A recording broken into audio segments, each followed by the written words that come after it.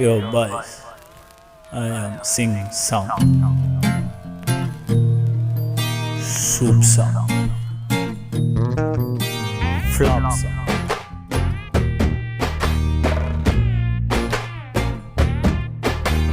Why this colaveri, colaveri, colaveri D? Why this colaveri, colaveri, colaveri D? Rhythm correct? Why this colaveri, colaveri, colaveri D? Maintain please. Why this colaveri a D? Distance la moon color white background night color black. Why this colaveri, colaveri, colaveri D? Why this colaveri, colaveri, colaveri D? White skin girl heart black. Ice meet my future dark. Why this colaveri, colaveri, colaveri D? Why this colaveri, colaveri, colaveri D? Why this? Notes எடுத்துக்கோ, Why அப்படியே this? கையில snacks எடுத்துக்கோ. Why this?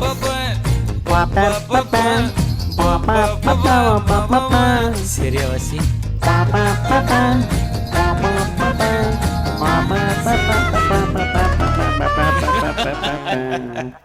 Super மாமா, ready ready 1 2 3 4.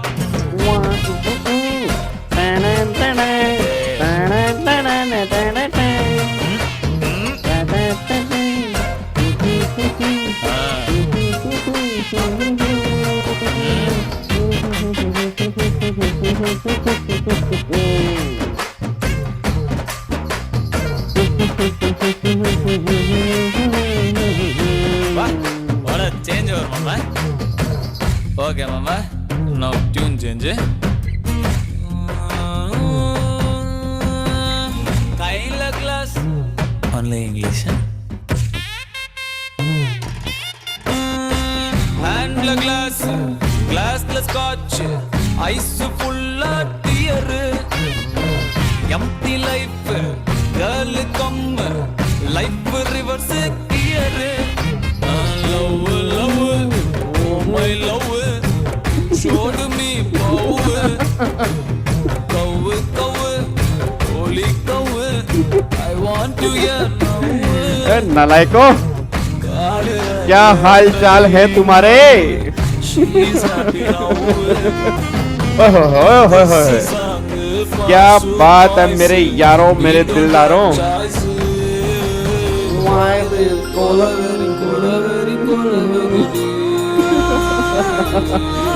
Ram Ram ji, सत श्री अकाल, अस्सलाम वालेकुम, हर हर महादेव, जय श्री राम, जय माता दी। Why this me? Pa pa pa pa pa pa pa pa. Here is GST revision चल रही है ओए, 11 दिन में GST हमें करना है होए। पा पा पा पा पा पा पा पा। ओ मेरे यारों, मेरे दिलदारों, क्या हाल चाल हैं तुम्हारे? बढ़िया, मस्त मौज बहार, जिंदगी एकदम चकाचक चल रही है। हंस के दिखा दो थोड़ा सा, और कदे हंस भी लिया करो। चलो, बहुत बढ़िया, बहुत बढ़िया, बहुत बढ़िया, शाबाश मेरे मित्रों, शाबाश, बहुत बढ़िया। आप यहाँ पर आए, आपका बहुत बहुत तहे दिल से धन्यवाद। बस आपने डेली 11 दिन इस सेशन को देखना है, लाइव ही देखना है, रिकॉर्डेड आपको देखने को नहीं मिलेगा। ये फिर प्राइवेट हो जाएगा, फिर ये पब्लिक तब होगा जितने बच्चे आज यहाँ पे आएंगे। अगर उतने ही बच्चे दूसरी क्लास में आएंगे तो ये पब्लिक हो जाएगा, नहीं तो ये प्राइवेट रहेगा। तो सिंपल सी बात है, जिस जिस क्लास में इतने इतने बच्चे आते रहेंगे उस क्लास में वो लेक्चर पब्लिक होते रहेंगे, नहीं तो फिर अपना साथ में ही देख लेना, लाइव ही देख लेना, फिर मुझे कुछ बुरा बुरा मत कहना। हाँ ठीक है, डन। चलो आ रहे हो सारे बच्चे, एक बार फटाफट से यहाँ पे आ जाओ। अच्छा इधर देखो ध्यान से, अब मैं थोड़ा सा ये बता दूं कि सर आज हम क्या करने वाले हैं। तो पहली बात, हम पूरा का पूरा जीएसटी रिवाइज करने वाले हैं। और एक छोटी सी बात पहले मैं क्लियर कर दूं, सर क्या ये हमारे लिए है। पहली बात, जिनके सिलेबस में जीएसटी है ये 11 दिन उनके लिए है। सीएस एग्जीक्यूटिव में 35 मार्क्स का जीएसटी आता है, तो अप्रोक्सीमेट 35 नंबर का जीएसटी हम यहाँ पे बहुत बढ़िया तरीके से रिवाइज करने वाले हैं। जो सीए इंटर वाले बच्चे इस क्लास को देख रहे हैं उनके एग्जाम में 50 नंबर का जीएसटी आता है, तो 50 मार्क्स की कवरेज हम 11 दिन में करने वाले हैं। अगर कोई सीएमए वाला बच्चा भी इस क्लास को देख रहा है, आई थिंक उनके एग्जाम में भी 40 नंबर तक का जीएसटी आता है, तो 40 मार्क्स की कवरेज हम यहाँ पे करने वाले हैं। तो सिंपल सी बात, अगर कोई 11वीं 12वीं वाला बच्चा भी है या बीकॉम वाला बच्चा भी है, अगर कोई देख रहा है, कई बार बाद में बच्चा देख लेते हैं ना, अगर आपके सिलेबस में जीएसटी है, आपने जीएसटी को रिवाइज करना है, तो ये क्लास तुम्हारे लिए बहुत बढ़िया होने वाली है, बस ये पर ध्यान दो। अब एक बच्चा कह रहा है गाबा सर एक बात बताओ, अगर मैंने पहले कोई जीएसटी ना देखा, अरे ओले ओए ओए गाबे सुन मेरी बात, अगर मैं पहली बार जीएसटी देखने लग रहा हूं तो क्या मैंने जीएसटी समझ में आवेगा। देख भाई बात मेरी सुन, सिंपल सी बात ही हुआ है भाई, देख पूरा जीएसटी खत्म करने में ना 80 घंटे लग गए भाई। अब 80 घंटे में हम रेगुलर बैच में जीएसटी करें जो यहाँ पे 24 घंटे में खत्म कराना है। देख भाई फर्क तो होगा, यो तो भी समझा कि फर्क तो होगा, बट पूरी कोशिश मेरी यो रहेगी कि तने कुछ ना कुछ जीएसटी समझ में आ जाए। बट अगर तने एक बार पहले जीएसटी पढ़ा हुआ है ना, मजे आ जाएंगे भाई। तो सिंपल सी बात, अगर पहले थोड़ा बहुत जीएसटी पढ़ा है फिर तो बल्ले बल्ले। अगर आप पहली बार जीएसटी पढ़ रहे हैं तो हो सकता है कुछ तुम्हें समझ में आ जाए, हो सकता है तुम्हें कुछ फायदा हो जाए, बट कमिटमेंट नहीं कर सकता, क्योंकि 80 घंटे वाला कंटेंट अगर हमें 25 घंटे में करना है तो ऑब्वियस सी बात है कुछ ना कुछ फर्क तो होगा जी। क्या बात मेरी समझ में आ रही है। दूसरी बात, क्या सर इसमें क्वेश्चंस भी करेंगे, कुछ इंपॉर्टेंट क्वेश्चन हम साथ में करेंगे, बट आपको मैंने पहले भी कहा था कि क्वेश्चंस की मैराथन मैं इसके बाद लेके आऊंगा। जैसे ही हमारा 11 दिन में पूरा जीएसटी खत्म होगा उसके बाद मैं 2 मैराथन लेके आऊंगा। उन दोनों मैराथन में हम सिर्फ क्वेश्चंस करेंगे। एक मैराथन जो होगी वो इनकम टैक्स वाले क्वेश्चन की होगी और एक मैराथन जो होगी वो जीएसटी वाले क्वेश्चंस की होगी, बस ये पर ध्यान दो। अब वो मैराथन हो सकता है वो 8-8 या 10-10 घंटे की भी हो सकती हैं, बट उसमें सिर्फ इंपॉर्टेंट क्वेश्चन करेंगे जो तुम्हारे एग्जाम के लिए बहुत इंपॉर्टेंट क्वेश्चंस होंगे। उन दोनों को 2 मैराथन्स को लेके आऊंगा इसके बाद जी। ठीक है डन, कोई दिक्कत वाली बात तो नहीं है। एक बार पहले सारे बच्चे लाइक करो जी। जैसे ही अगर वीडियो खत्म होते ही इसके अंदर 1,500-2 हजार लाइक हो गए और 500-600 कमेंट हो गए तो हो सकता है वीडियो पब्लिक भी हो जाए, क्योंकि जितने आप लाइक और कमेंट करते हो ना उतना वीडियो ऊपर आती है, उतना लोगों के पास नोटिफिकेशन जाती है, उतना यूट्यूब इसको रिकमेंड करता है, उतना बच्चों की हेल्प होती है। तो ये तुम्हारा फर्ज बनता है, बस ये पर ध्यान दो जी। ठीक है चलो अब एक बार सारे के सारे बच्चे फटाफट से बोल दो, हाँ जी सारे के सारे बच्चे फटाफट से बोल दो, हाउ द दोष हाई सर, हाउ द दोष हाई सर, हाउ द दोष हाई सर। फोन नीचे रख, पहले तो मैसेज बाद में कर लियो थाना था या नहीं था, अभी थाना थाने में 1 घंटा बचा है। 1:30 बजे मैसेज कर दियो, 2 बजे 2:30 बजे मैसेज कर दियो, अभी मैसेज करके बोल दे 2:30 बजे से पहले मुझे कोई डिस्टर्ब नहीं करेगा। ठीक है चुप करके 2:30 बजे तक यहाँ पे बैठे रहना, बस ये बात ध्यान दो जी। ठीक है चलो अब एक बार सारे के सारे बच्चे आओ जी। आज हम स्टार्टिंग जो करने जा रहे हैं वो चैप्टर नंबर 1 से हम रिवीजन स्टार्ट करने जा रहे हैं, बिल्कुल बेसिक से लेके चलूंगा। अब ये मत कहना कि सर ये चैप्टर हमने बहुत बार पढ़ा हुआ है तो क्या इसकी भी रिवीजन जरूरी है। हर एक चीज की रिवीजन जरूरी है, बस आपने 11 लेक्चर यहाँ पर बैठ जाना है जी। अब चैप्टर नंबर 1 जो आज हम यहाँ पे रिवाइज करने जा रहे हैं that is background of GST और इंट्रोडक्शन ऑफ जीएसटी। इस चैप्टर को आज हमें बहुत बढ़िया तरीके से रिवाइज करना है। अब आओ जी। अच्छा ये नोट्स कहां पर मिलेंगे, जहां पर ये आप चैट कर रहे हो उसी चैट में एक लिंक मैंने पिन किया हुआ है, उस लिंक पे क्लिक करोगे आपको ये वाले नोट्स मिल जाएंगे, आप वहां से इसको डाउनलोड कर सकते हो जी। ठीक है जी चलो अब एक बार यहाँ पे आ जाओ फटाफट से जी। तो सबसे पहले यहाँ पे आप पे आओ, अगर मैं जीएसटी की फुल फॉर्म की बात करता हूँ तो सारे बच्चे जीएसटी की फुल फॉर्म बोलना जी। एक बार सारे बच्चे फटाफट से चैट बॉक्स में लिख दो जीएसटी की फुल फॉर्म क्या होती है। सर जीएसटी की फुल फॉर्म होती है गुड्स एंड सर्विसेज टैक्स। तो मैं उम्मीद करता हूं कोई बच्चा गुड्स एंड सर्विस टैक्स नहीं बोलेगा, क्योंकि जीएसटी जो है वो एक सर्विस पर एप्लीकेबल नहीं होता, जीएसटी मल्टीपल सर्विस पर एप्लीकेबल होता है। तो जीएसटी की फुल फॉर्म है गुड्स एंड सर्विसेज टैक्स। दूसरी बात आगे बात बताओ, मेरा पूरी क्लास से क्वेश्चन है क्या जीएसटी एक ड्यूटी है या जीएसटी एक टैक्स है। तो ऑब्वियस सी बात है जीएसटी एक टैक्स है।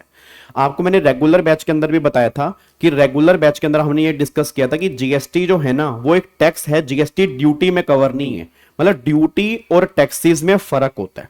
मैं दोबारा बोलूंगा, ड्यूटी और टैक्सेस में फर्क होता है। ड्यूटी जो होती है वो एक तरह की, ये लगा के चलो, एक टैक्स का ही पार्ट होता है। मतलब टैक्स एक वाइड टर्म है, टैक्स क्या है, एक वाइड टर्म है, ड्यूटी उसका एक पार्ट है। और जीएसटी जो है, जीएसटी एक टैक्स है, जीएसटी एक ड्यूटी नहीं है। जैसे अभी हमने कस्टम किया, कस्टम एक ड्यूटी है। एक्साइज, एक्साइज एक ड्यूटी है। स्टैंप, स्टैंप एक ड्यूटी है। बट गवर्नमेंट ये बात कह रही है कि जीएसटी जो है वो एक टैक्स होगा, इनकम टैक्स भी जो है वो एक टैक्स है। बस ये पर ध्यान दो। नेक्स्ट पॉइंट ये निकल के आ रहा है कि अब क्वेश्चन ये है कि जीएसटी एक टैक्स है, बट टैक्स का मतलब क्या होता है। अच्छा एक बात मेरे को बताओ, क्या टैक्स देना ऑप्शनल है या कंपलसरी है? तो ऑब्वियस सी बात है, कंपलसरी है। मतलब गवर्नमेंट ये बात कहती है कि ऐसी कोई भी पेमेंट जो हम गवर्नमेंट को पे करते हैं और जो पे करना कंपलसरी है और अंडर एन एक्ट कंपलसरी है, उसको हम टैक्स बोलेंगे और किसी को टैक्स नहीं बोलेंगे। मान लो ऐसा पैसा जो मैं गवर्नमेंट को दे रहा हूं, देना कंपलसरी है, बट वो किसी एक्ट में नहीं लिखा, तो गवर्नमेंट ने कहा उसको हम टैक्स में कवर नहीं करेंगे। फॉर एग्जांपल, आपको मैंने क्लास के अंदर भी कहा था, जैसे बॉम्बे में हफ्ता वसूली की जाती है। अब बॉम्बे में हफ्ता वसूली की जा रही है, वो देना कंपलसरी है, बट गवर्नमेंट करी, वो कोई टैक्स थोड़ा है, वो किसी एक्ट में थोड़ा लिखा है। आज अगर ब्राइब है, कमीशन है, रिश्वत है, बहुत सारी पेमेंट ऐसी होती है जिसके बिना तुम बिजनेस कर ही नहीं सकते और वो देना कंपलसरी है, ठीक है। बट गवर्नमेंट करी, उसको हम टैक्स में कवर नहीं करेंगे। तो हर कंपलसरी पेमेंट को हम टैक्स नहीं कहते, वही कंपलसरी पेमेंट जो हमें गवर्नमेंट को पे करनी है और अंडर एन एक्ट पे करनी है, उसको हम टैक्स में कवर करेंगे। बस ये पर ध्यान दो। तो देखो यहां पे क्या लिखा हुआ है, tax is a compulsory charge, financial charge या fee collected by government for the benefit of the public under an act. तो चार कंडीशन अगर यहां पे सेटिस्फाइड हैं, उस पेमेंट को तुम टैक्स का नाम दे सकते हो। चार कंडीशन अगर सेटिस्फाइड है, उस पेमेंट को तुम टैक्स का नाम दे सकते हो। जैसे फॉर एग्जांपल, पहली कंडीशन कंपलसरी पेमेंट है, दूसरी कंडीशन कौन गवर्नमेंट कलेक्ट करती है तुमसे, तीसरी कंडीशन पब्लिक पर्पस कलेक्ट करेगी, चौथी कंडीशन है इनफोर्सेबल बाय लॉ। अगर चारों कंडीशन सेटिस्फाइड हैं, उसको हम टैक्स में कवर करेंगे। बस ये पर ध्यान दो। अच्छा एक बात मेरे को सोच के बताना, क्या इंटरेस्ट और पेनल्टी भी एक टैक्स का नाम हो सकते हैं? मतलब जो ये, हेलो सारे बच्चों मेरे को फटाफट से बताओ, जो ये इंटरेस्ट और पेनल्टी होते हैं, क्या उसको भी हम टैक्स में कवर करते हैं? बिल्कुल ऑब्वियस सी बात है, उसको भी हम टैक्स में कवर करते हैं, क्योंकि अगर वो देना कंपलसरी है और अंडर एन एक्ट कंपलसरी है, तो गवर्नमेंट कह रही इंटरेस्ट और पेनल्टी को भी हम टैक्स में कवर करेंगे। गवर्नमेंट यहां पर ये बात कहना चाह रही है, बस ये पर ध्यान दो जी, ठीक है। उसके बाद अब यहां पे आओ जी, पहला पॉइंट यहां पे निकल कर है, टैक्स और ड्यूटी में क्या फर्क है। तो मैंने आपको बता दिया, टैक्स का मतलब टैक्स एक फाइनेंशियल चार्ज है और ड्यूटी जो है वो एक टैक्स का ही टाइप है, जो इंपोज किस पे होती है, तो इंपोर्ट पे या एक्सपोर्ट पे या गुड्स के मैन्युफैक्चरिंग पे ड्यूटी एप्लीकेबल होती है। अच्छा टैक्स के टाइप कौन कौन से हैं? इनकम टैक्स हो गया, कॉर्पोरेट टैक्स हो गया, जीएसटी हो गया, म्युनिसिपल टैक्स हो गया, ये सभी टैक्स के टाइप हैं। ड्यूटी के टाइप कौन कौन से हैं? फॉर एग्जांपल कस्टम ड्यूटी हो गया, एक्साइज ड्यूटी हो गया, स्टैंप ड्यूटी हो गया, ये सारे के सारे ड्यूटी के टाइप निकल के आते हैं। इसका ऑब्जेक्टिव क्या है? To raise revenue for the public welfare and country overall development. अब जो ड्यूटी है वो नॉर्मली ड्यूटी गवर्नमेंट किस लिए एप्लीकेबल करती है? To regulate international trade and import और एक्सपोर्ट। याद करो मैंने कस्टम के अंदर भी कहा था, हेलो सर दिल्ली में गाबा दा ढाबा है क्या? है क्या? दिल्ली में गाबा दा ढाबा है क्या? आजा मेरे बच्चे, इधर आजा मेरे बच्चे, मेरे भिंडी, मेरे शिमला मिर्च कलर के बच्चे, इधर आजा। गाबे दा ढाबा, पहले सुन मेरी बात। याद करो मैंने कस्टम में कहा था कि गवर्नमेंट कस्टम ड्यूटी क्यों एप्लीकेबल करती है? क्योंकि जो इंपोर्ट और एक्सपोर्ट है उसको रेगुलेट करने के लिए गवर्नमेंट कस्टम ड्यूटी लेकर आई है। तो नॉर्मली ड्यूटी जो होती है वो रेगुलेट पर्पस के लिए होती है। फिर यहां पर टैक्स का स्कोप ऑब्वियस सी बात है वाइड है, ड्यूटी का स्कोप जो है वो नैरो है, क्योंकि टैक्स एक बहुत वाइड टर्म है और ड्यूटी उसका ही ये पार्ट है। बस ये पर ध्यान देना चाहिए, ठीक है। अब नेक्स्ट पॉइंट पे आओ जी। हाँ जी सारे बच्चे बोलना जीएसटी क्या है? डायरेक्ट टैक्स है, इनडायरेक्ट टैक्स है? हेलो भाई साहब, ओए ओ ढोकले, हेलो भाई साहब इधर सुनो, मेरे को बताओ ड्यूटी क्या है? एक डायरेक्ट टैक्स है या ड्यूटी इनडायरेक्ट टैक्स है? तो सिंपल सी बात है, ड्यूटी जो है वो इनडायरेक्ट टैक्स है। ड्यूटी क्या है? इनडायरेक्ट टैक्स है। अच्छा जीएसटी क्या है? ऑब्वियस सी बात है, जीएसटी भी एक इनडायरेक्ट टैक्स है। जीएसटी भी क्या है? एक इनडायरेक्ट टैक्स है। अब जीएसटी अगर इनडायरेक्ट टैक्स है तो बता सकते हो टैक्स कितनी तरह की होती हैं? दो तरह के। कौन कौन से? या तो डायरेक्ट टैक्स या इनडायरेक्ट टैक्स। आप में से कौन सा बच्चा मुझे आंसर देगा डायरेक्ट टैक्स किसे कहते हैं? सारे बच्चे मुझे फटाफट से यहां पे लिख के बताओ, आप में से कौन सा बच्चा मुझे आंसर देगा डायरेक्ट टैक्स किसे कहते हैं? तो डायरेक्ट टैक्स का मतलब ही होता है कि ऐसा कोई भी टैक्स जिस पर्सन पे लेवी हुआ, अगर बर्डन भी सेम पर्सन पे आएगा तो उसको क्या बोलेंगे? Direct tax. अब एक बात मेरे को बताओ, जैसे मान लो गवर्नमेंट ने कोई टैक्स मेरे ऊपर लगाया और ये मोला जो है, ये हनुमान जी की गदा जो है, ये भी मान लो मुझे गवर्नमेंट ने मुझे ही मारी। अब गवर्नमेंट ने कहा सुनो, हेलो भाई साहब, ओए सुन इधर सुन, अगर कोई टैक्स तेरे ऊपर लेवी हुआ और बर्डन भी तेरे ऊपर आएगा तो वो तो डायरेक्ट टैक्स है। बट अगर मान लो कोई टैक्स लगा किसी और पर और बर्डन किसी और के ऊपर होगा तो फिर वो क्या बनेगा, इनडायरेक्ट टैक्स है। अब तो एक बात बताओ, जीएसटी जो है, जीएसटी एक इनडायरेक्ट टैक्स है। आप हल्दीराम, डोमिनोज, मैकडी, पिज्जा हट कहीं पर भी जाते हो तो जीएसटी वहां पे लगता है, बट बर्डन जो है वो कंज्यूमर की जेब पे आता है। भाई बर्डन तो कंज्यूमर की जेब पे आता है ना। अब लगा हल्दीराम पर, हल्दीराम ने क्या किया, कस्टमर की जेब में हाथ डाला, वहां से पैसे निकाले, फिर गवर्नमेंट को पे किया, तो लगा किसी और पर और बर्डन किसी और पर। That is the type of indirect tax. जबकि डायरेक्ट टैक्स में क्या हो रहा है, जिस पर्सन पे लगा अगर बर्डन भी सेम पर्सन पे आएगा तो वो डायरेक्ट टैक्स है। बस ये पर ध्यान दो। तो लेवी एंड बर्डन अगर सेम पर्सन पे है तो वो डायरेक्ट टैक्स है, लेवी एंड बर्डन अगर डिफरेंट पर्सन पे है तो वो इनडायरेक्ट टैक्स है। अब यहां पे दोनों का डिफरेंस मुझे बता दो जी, दोनों का डिफरेंस। अच्छा, दोनों के डिफरेंस से पहले कुछ क्वेश्चंस और भी हैं। अब यहां पे अगला आ रहा है, जीएसटी की डेफिनेशन क्या है। हाँ जी, जीएसटी की डेफिनेशन के बारे में बताओ। सारे बच्चे बोलना जीएसटी की डेफिनेशन क्या निकल के आती है जी। तो जीएसटी की डेफिनेशन जो है वो आर्टिकल 366 12A में निकल के आती है। पहला क्वेश्चन जो इंपॉर्टेंट तुम्हारे एग्जाम के अंदर बन सकता है वो ये क्वेश्चन है, जीएसटी की डेफिनेशन लिखो जी। हाँ जी, पहला क्वेश्चन सुनो ध्यान से। अब सुनो ध्यान से, पहला क्वेश्चन जो तुम्हारे एग्जाम में 2 नंबर के अंदर बन सकता है वो क्वेश्चन ये है कि जीएसटी की डेफिनेशन बताओ। मेरे को सारे बच्चे ना पहले यहां पे लिख के बताओ, मेरे को सारे बच्चे पहले यहां पे लिख के बताओ जीएसटी की डेफिनेशन कहां लिखी हुई है। Article number 366 close number 12A। पहले यहां पे लिखो सारे के सारे बच्चे, सारे के सारे बच्चे फटाफट से यहां पे लिखो। जितने बच्चे भी इस टाइम लाइव बैठे हैं, जितने बच्चे भी इस टाइम लाइव बैठे हैं, सारे के सारे बच्चे यहां पे लिख के बताएंगे आर्टिकल 366 12A। यहां पे लिख के बताओ कि हाँ भाई किसके अंदर है, बताओ जी, जल्दी बताओ। Article number 366 close number 12A पूरा लिखना है, पूरा का पूरा। ओए ध्यान से नालायक, पूरा का पूरा लिखो। आर्टिकल 366 12A, आर्टिकल 366 12A, दोबारा बोलो आर्टिकल 366 12A। यहां पे तुम्हारी जीएसटी की डेफिनेशन लिखी हुई है। अब अगर मैं जीएसटी की डेफिनेशन की बात करता हूं तो सारे बच्चे बोलना जीएसटी की डेफिनेशन में क्या निकल के आ रहा है। पहली बात, जीएसटी क्या है, एक टैक्स है। हाँ जी, जीएसटी क्या है, एक टैक्स है। अब GST is a tax which is levied on supply. ये किस पे लगेगा, सप्लाई पे लगेगा। सप्लाई किसकी, गुड्स और सर्विसेज और बोथ। हाँ जी, गुड्स और सर्विसेज और बोथ। और किस पे नहीं लगेगा, जो alcoholic liquor for human consumption है उसकी सप्लाई पर यहां पे जीएसटी एप्लीकेबल नहीं होगा। मैं दोबारा बोलूंगा, alcoholic liquor for human consumption है उसकी सप्लाई पर यहां पर जीएसटी एप्लीकेबल नहीं होगा। ये हमारी जीएसटी की डेफिनेशन आ रही है, ये हमारी यहां पे जीएसटी की डेफिनेशन निकल के आ रही है। एक बार दोबारा बोलो, GST is a tax which is levied on supply of goods or services or both except the tax on supply of alcoholic liquor for human consumption। इसकी सप्लाई पर जीएसटी एप्लीकेबल नहीं होगा, मतलब लीकर यहां से बाहर निकाला हुआ है। अच्छा, आपको याद आ रहा है यहां पे एक अमेंडमेंट आई थी जी, किस किस को याद है यहां पे एक अमेंडमेंट आई थी। अगर आपको थोड़ा बहुत याद आ रहा हो, यहां पर ना एक अमेंडमेंट आई थी, याद है आपको जी। अब मैं आपको दिखाता हूं वो अमेंडमेंट क्या आई थी जी। इधर देखो ध्यान से। अब ये अमेंडमेंट जो थी वो ये वाली थी। अभी तक यहां पे क्या लिखा होता, tax on supply of alcoholic liquor for human consumption. अब यहां पर एक अमेंडमेंट आई है, यहां पे लिखा है अनडीनेचर एक्स्ट्रा न्यूट्रल एल्कोहल और ratified spirit use for the manufacture of alcoholic liquor for human consumption. इस पे भी जीएसटी एप्लीकेबल नहीं होगा जी।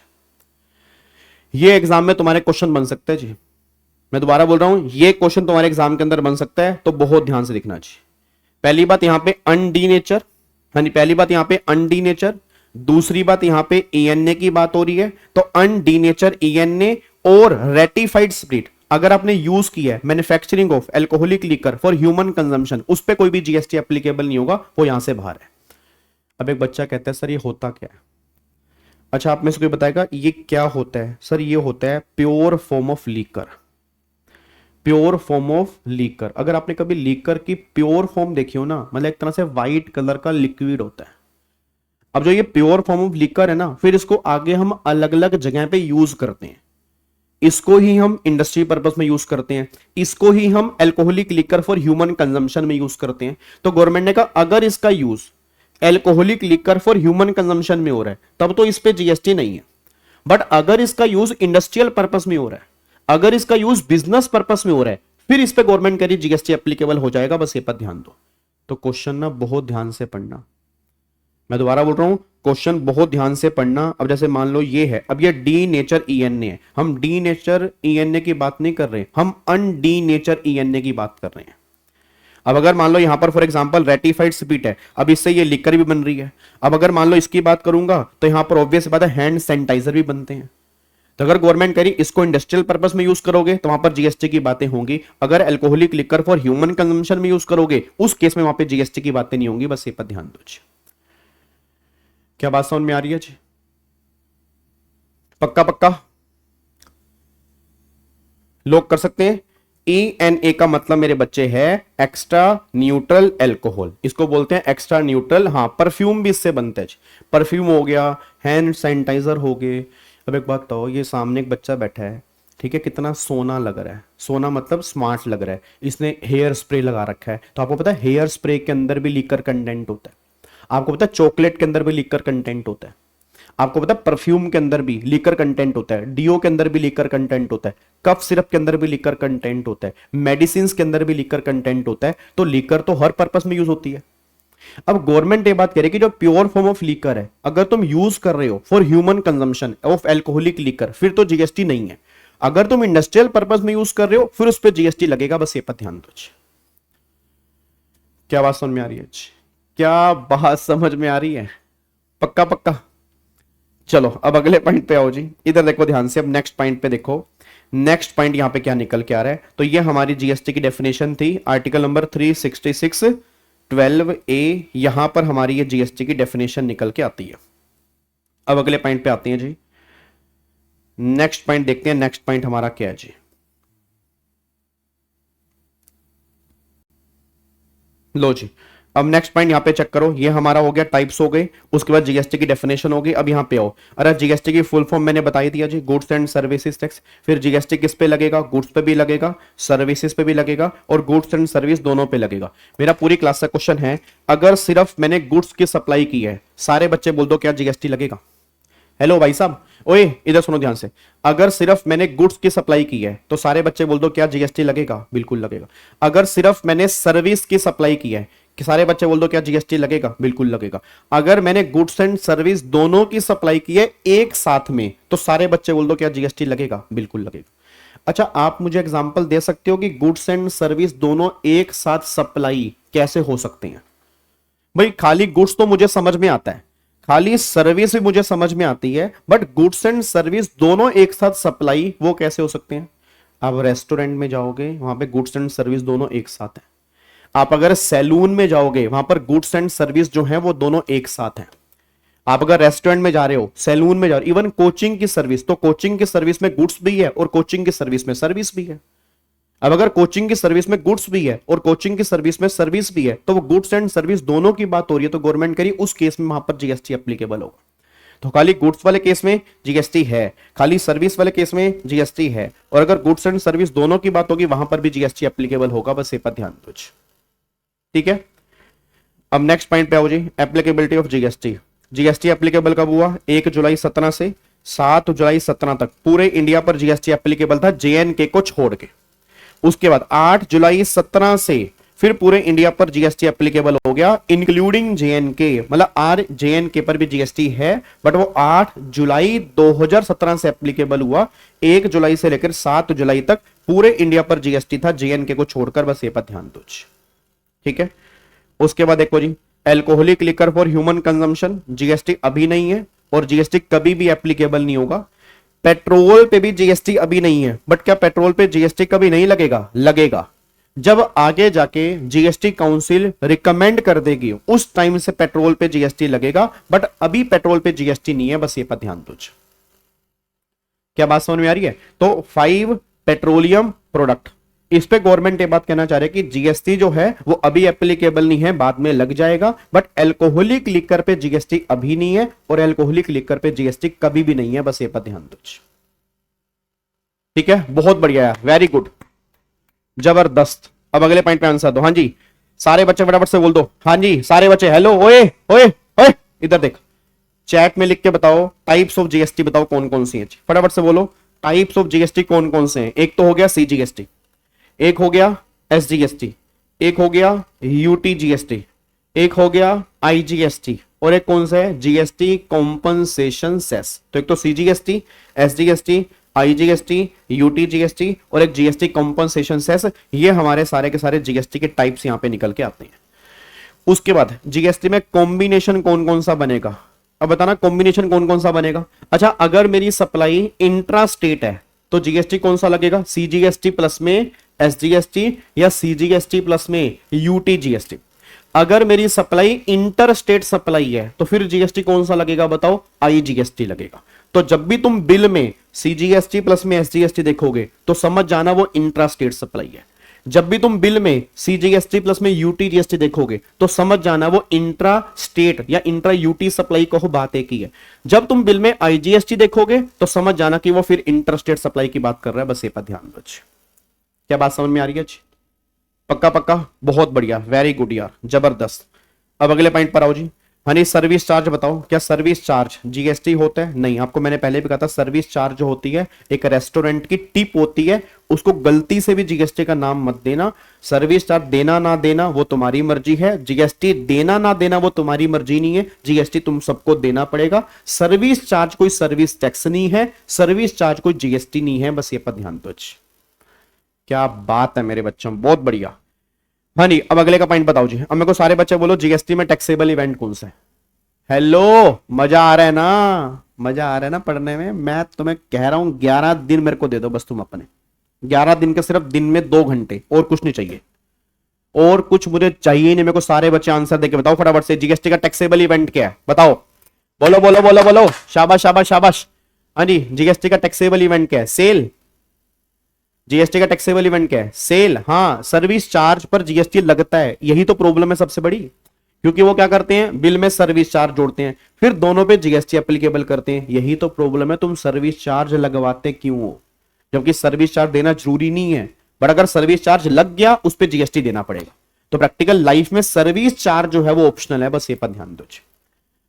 हाँ नहीं, जीएसटी किस पे लगेगा? जीएसटी किस पे लगेगा? जीएसटी लगेगा सप्लाई पे, जीएसटी सेल पे नहीं है, जीएसटी मैन्युफैक्चरिंग पे नहीं है, जीएसटी सर्विस पे नहीं है। एक बच्चा कह रहा गाबे सुनो, ओए ओ यार मेरी गदा गिर गई यार, एक मिनट रुको, मेरी गदा गिर गई। एक निर्वी भी कहेगी पापा क्या करते हैं, ओ तेरी भाई साहब ये मैंने क्या कर दिया, एक मिनट। हाँ जी सुनो ध्यान से, ओए एक तो मेरे पास डंडा है, ये डंडा है मेरे पास जी, एक त्रिशूल है और एक गदा है, तीर कमान मेरा वहां पे पड़ा है, अगर उसकी जरूरत पड़ी वो भी लेके आऊंगा। एक बच्चा कह रहा है यार गाबा सर बताओ यार, जीएसटी तो सेल पर भी लगता है, मार्केट में लोग सेल करते हैं, सेल पर भी जीएसटी है। गाबा सर सर्विस पर भी जीएसटी है। गाबा सर मैन्युफैक्चरिंग पर भी जीएसटी है। मैं आपसे एक बात जानना चाहता हूं, सेल पर, सर्विस पर, मैन्युफैक्चरिंग पर जीएसटी होने का रीजन बता दो, बस रीजन क्या है? मेरे को सारे बच्चे रीजन बताओ, रीजन क्या है, फटाफट से बताओ जी। देख सकते हैं सचिन, देख ले भाई, जहां ज्ञान मिल रहा है देखता रहे यार, ज्ञान मिलना चाहिए, बस ज्ञान मिल रहा है ना, बैठ जा। हाँ जी सारे बच्चे फटाफट से बताओ, रीजन बताओ, सेल, सर्विस और मैन्युफैक्चरिंग पर जीएसटी क्यों है, ये बता दो, जल्दी बताओ फटाफट से।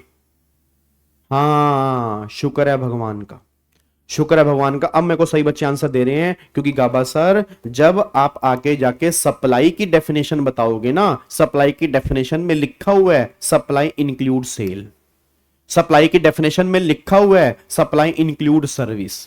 और तीसरी बात सर बता दें आपको, अगर आपको नॉलेज नहीं है गाबा सर, हम आपको बता दें सप्लाई की डेफिनेशन जो है वो इंक्लूसिव डेफिनेशन है, वो एग्जॉस्टिव डेफिनेशन नहीं है। एक बात और बता दें, क्योंकि हम गाबा सर से पढ़े हुए हैं, तुम्हें भी थोड़ा ज्ञान मिल जाएगा। तो गाबा सर एक बात बता दें, सप्लाई की डेफिनेशन सेक्शन 7 में है, और जब तुम सेक्शन 7 पढ़ोगे उसके बाद तुम्हें आइडिया लगेगा कि सेल सर्विस मैन्युफैक्चरिंग पर जीएसटी इसलिए नहीं है कि वो सेल है, इसलिए वहां पे जीएसटी एप्लीकेबल होता है क्योंकि वो सब सप्लाई की डेफिनेशन में कवर होती हैं, इसलिए उन पे जीएसटी है। जबकि जीएसटी का टैक्सेबल इवेंट जो है वो एक ही है, जीएसटी जो लगेगा वो सप्लाई होने पे लगेगा। बस ये पर ध्यान दीजिए। क्या बात मेरी समझ में आ रही है? पक्का पक्का, चलो बहुत बढ़िया। तो यहां पे एक बार फटाफट से आओ, तो जीएसटी का टैक्सेबल इवेंट चेक करो, क्या है? सप्लाई। अरे जीएसटी बताओ ओरिजिन बेस्ड टैक्स है कंजम्पशन बेस्ड टैक्स है? बताना मुझे जी, सारे बच्चे फटाफट से बोल दो, जीएसटी ओरिजिन बेस्ड टैक्स है या जीएसटी कंजम्पशन बेस्ड टैक्स है? जल्दी बताओ, जीएसटी कौन सा है? ओरिजिन बेस्ड टैक्स है, कंजम्पशन बेस्ड टैक्स है? जीएसटी जो है वो कंजम्पशन बेस्ड टैक्स है, जीएसटी ओरिजिन बेस्ड टैक्स नहीं है। जीएसटी का रेवेन्यू उस गवर्नमेंट को नहीं मिलेगा जहां से सामान चलेगा, उस गवर्नमेंट को मिलेगा जहां पे सामान कंज्यूम होगा, उस गवर्नमेंट को रेवेन्यू मिलेगा। बस ये पर ध्यान देना चाहिए। देखो वही बात लिखी है कि GST is a consumption oblique destination based tax. GST में किसी भी स्टेट की तरक्की उस बात पे निर्भर नहीं करती कि वहां पे कमाने वाले लोग कितने हैं, बल्कि इस बात पे निर्भर करती है कि वहां पे खाने वाले लोग कितने हैं। मतलब जहां पे कंजम्पशन ज्यादा होगी उस गवर्नमेंट को रेवेन्यू मिलेगा। यह बात ध्यान देना, यह बात जीएसटी में लिखी हुई है। बहुत बढ़िया, वेरी गुड जी। अगले पॉइंट पर आओ जी। अब मेरे को सारे बच्चे बोलना, जीएसटी में रजिस्ट्रेशन बताओ किस स्टेट में करवाना पड़ता है? जल्दी बोल दो फटाफट से, जीएसटी में रजिस्ट्रेशन किस स्टेट में करवाना पड़ता है? ओरिजिन स्टेट में करवाना पड़ता है या कंजम्पशन स्टेट में करवाना पड़ता है? बताना। जीएसटी में रजिस्ट्रेशन जो है वो ओरिजिन स्टेट में होगा, कंजम्पशन स्टेट में होगा? रजिस्ट्रेशन जो है वो ओरिजिन स्टेट में होगा, मतलब जहां से सामान तुम्हारा बिकेगा। हरियाणा से दिल्ली में सामान जा रहा है, रजिस्ट्रेशन हरियाणा में होगा। हरियाणा से यूपी में सामान जा रहा है, रजिस्ट्रेशन हरियाणा में होगा। यूपी से पंजाब में सामान जा रहा है, रजिस्ट्रेशन यूपी में होगा। पंजाब से जेएनके में सामान जा रहा है, रजिस्ट्रेशन पंजाब में होगा। जेएनके से बिहार में सामान जा रहा है, रजिस्ट्रेशन जेएनके में होगा। तो जहां से सामान चलेगा रजिस्ट्रेशन वहां पे होगा। बस ये पर ध्यान दो जी। बट रिवेन्यू उसको नहीं मिलेगा, रिवेन्यू जो मिलेगा वो कंजम्पशन स्टेट को मिलेगा। ये बात ध्यान दो जी। बहुत बढ़िया यार, बहुत बढ़िया, तुम्हारा फैन बन गया आज मैं यार। अगले पॉइंट पर आओ जी। नेक्स्ट पॉइंट देखो, अब जीएसटी जो है वो एक वैल्यू एडिड टैक्स है। अच्छा, वैल्यू एडिड टैक्स किसे कहते हैं? हम आगे जाके भी आईटीसी वाले, हो सकता है आज वाली क्लास में ही हम आईटीसी वाले एग्जांपल करेंगे, हो सकता है आज वाली क्लास में ही आईटीसी का बेस मैं तुम्हें क्लियर कर दूंगा। तो याद रखना कि जीएसटी जो है वो एक वैल्यू एडिड टैक्स है। अब इस वैल्यू एडिड टैक्स का मतलब क्या है, इसको आगे जाके हम समझेंगे। अब यहां पे आओ जी, जीएसटी की लॉ मेकिंग अथॉरिटी कौन कौन सी हैं? तो ये कुछ आर्टिकल हैं जो जीएसटी से रिलेटेड है। अब कौन कौन से आर्टिकल जीएसटी से रिलेटेड हैं? पहला आर्टिकल 246A, दूसरा आर्टिकल 269 कैपिटल है, आर्टिकल 279 कैपिटल है, आर्टिकल नंबर 270, आर्टिकल नंबर 1 और आर्टिकल नंबर 265। ये आर्टिकल जो हैं वो हमारे जीएसटी से रिलेटेड है। अब मेरे को सारे बच्चे बोल दो, इंडिया में सबसे बड़ी सुप्रीम अथॉरिटी कौन सी है? कॉन्स्टिट्यूशन। कॉन्स्टिट्यूशन को बनाने वाला कौन है? Doctor BR Ambedkar. उसके बाद सबसे बड़ा संविधान हमारे इंडिया का है, 26 जनवरी 1950 को इफेक्ट में आया। टोटल आर्टिकल 395 है, टोटल शेड्यूल हमारे 12 हैं। इन 12 में से कुछ आर्टिकल जो है वो हमारे सिलेबस में कवर है। अब जीएसटी स्टार्ट करने से पहले मेरे को बताओ, जो जीएसटी आने से पहले पुराने टैक्सेस थे, उन टैक्सेस में क्या क्या प्रॉब्लम थी जिस वजह से इंडिया में जीएसटी आया? मेरे को सारे बच्चे यहां पे लिख के बताओ, पुराने टैक्सेस में क्या क्या प्रॉब्लम थी जिस वजह से गवर्नमेंट जीएसटी लेकर आई? तो पहली प्रॉब्लम तो ये थी मल्टीपल टैक्सेस। पहली प्रॉब्लम क्या थी? Multiple taxes. सेकंड प्रॉब्लम क्या थी? Multiple taxable event. तीसरी प्रॉब्लम क्या थी? Cascading effect. कैस्केडिंग का मतलब होता है tax on tax. Tax on, मुंह से हाथ निकाल नालायक, न खून खा रहा है पता नहीं, पेन खा रहा है, क्या खा रहा है पता नहीं, भूखा कहीं का। अभी मैंने बोला कि जीएसटी कंजम्पशन बेस्ड टैक्स है, यानी तू पेन चबाने बैठ जाएगा। आधी टोपियां तुम्हारे पेन की अगर तुम देख लो, तुम पहचान ना पाओ कि वो कभी टोपी हुआ करती थी। जो तुम चबा चबा के पेन की हालत करते हो ना, बस छोड़ो तुम। इधर देखो ध्यान से नालायक। कैस्केडिंग का मतलब होता है टैक्स ऑन टैक्स। मतलब एक बार पहले टैक्स लगा, उसी टैक्स पे गवर्नमेंट दोबारा टैक्स लगा रही है, उसको टैक्स ऑन टैक्स बोलते हैं।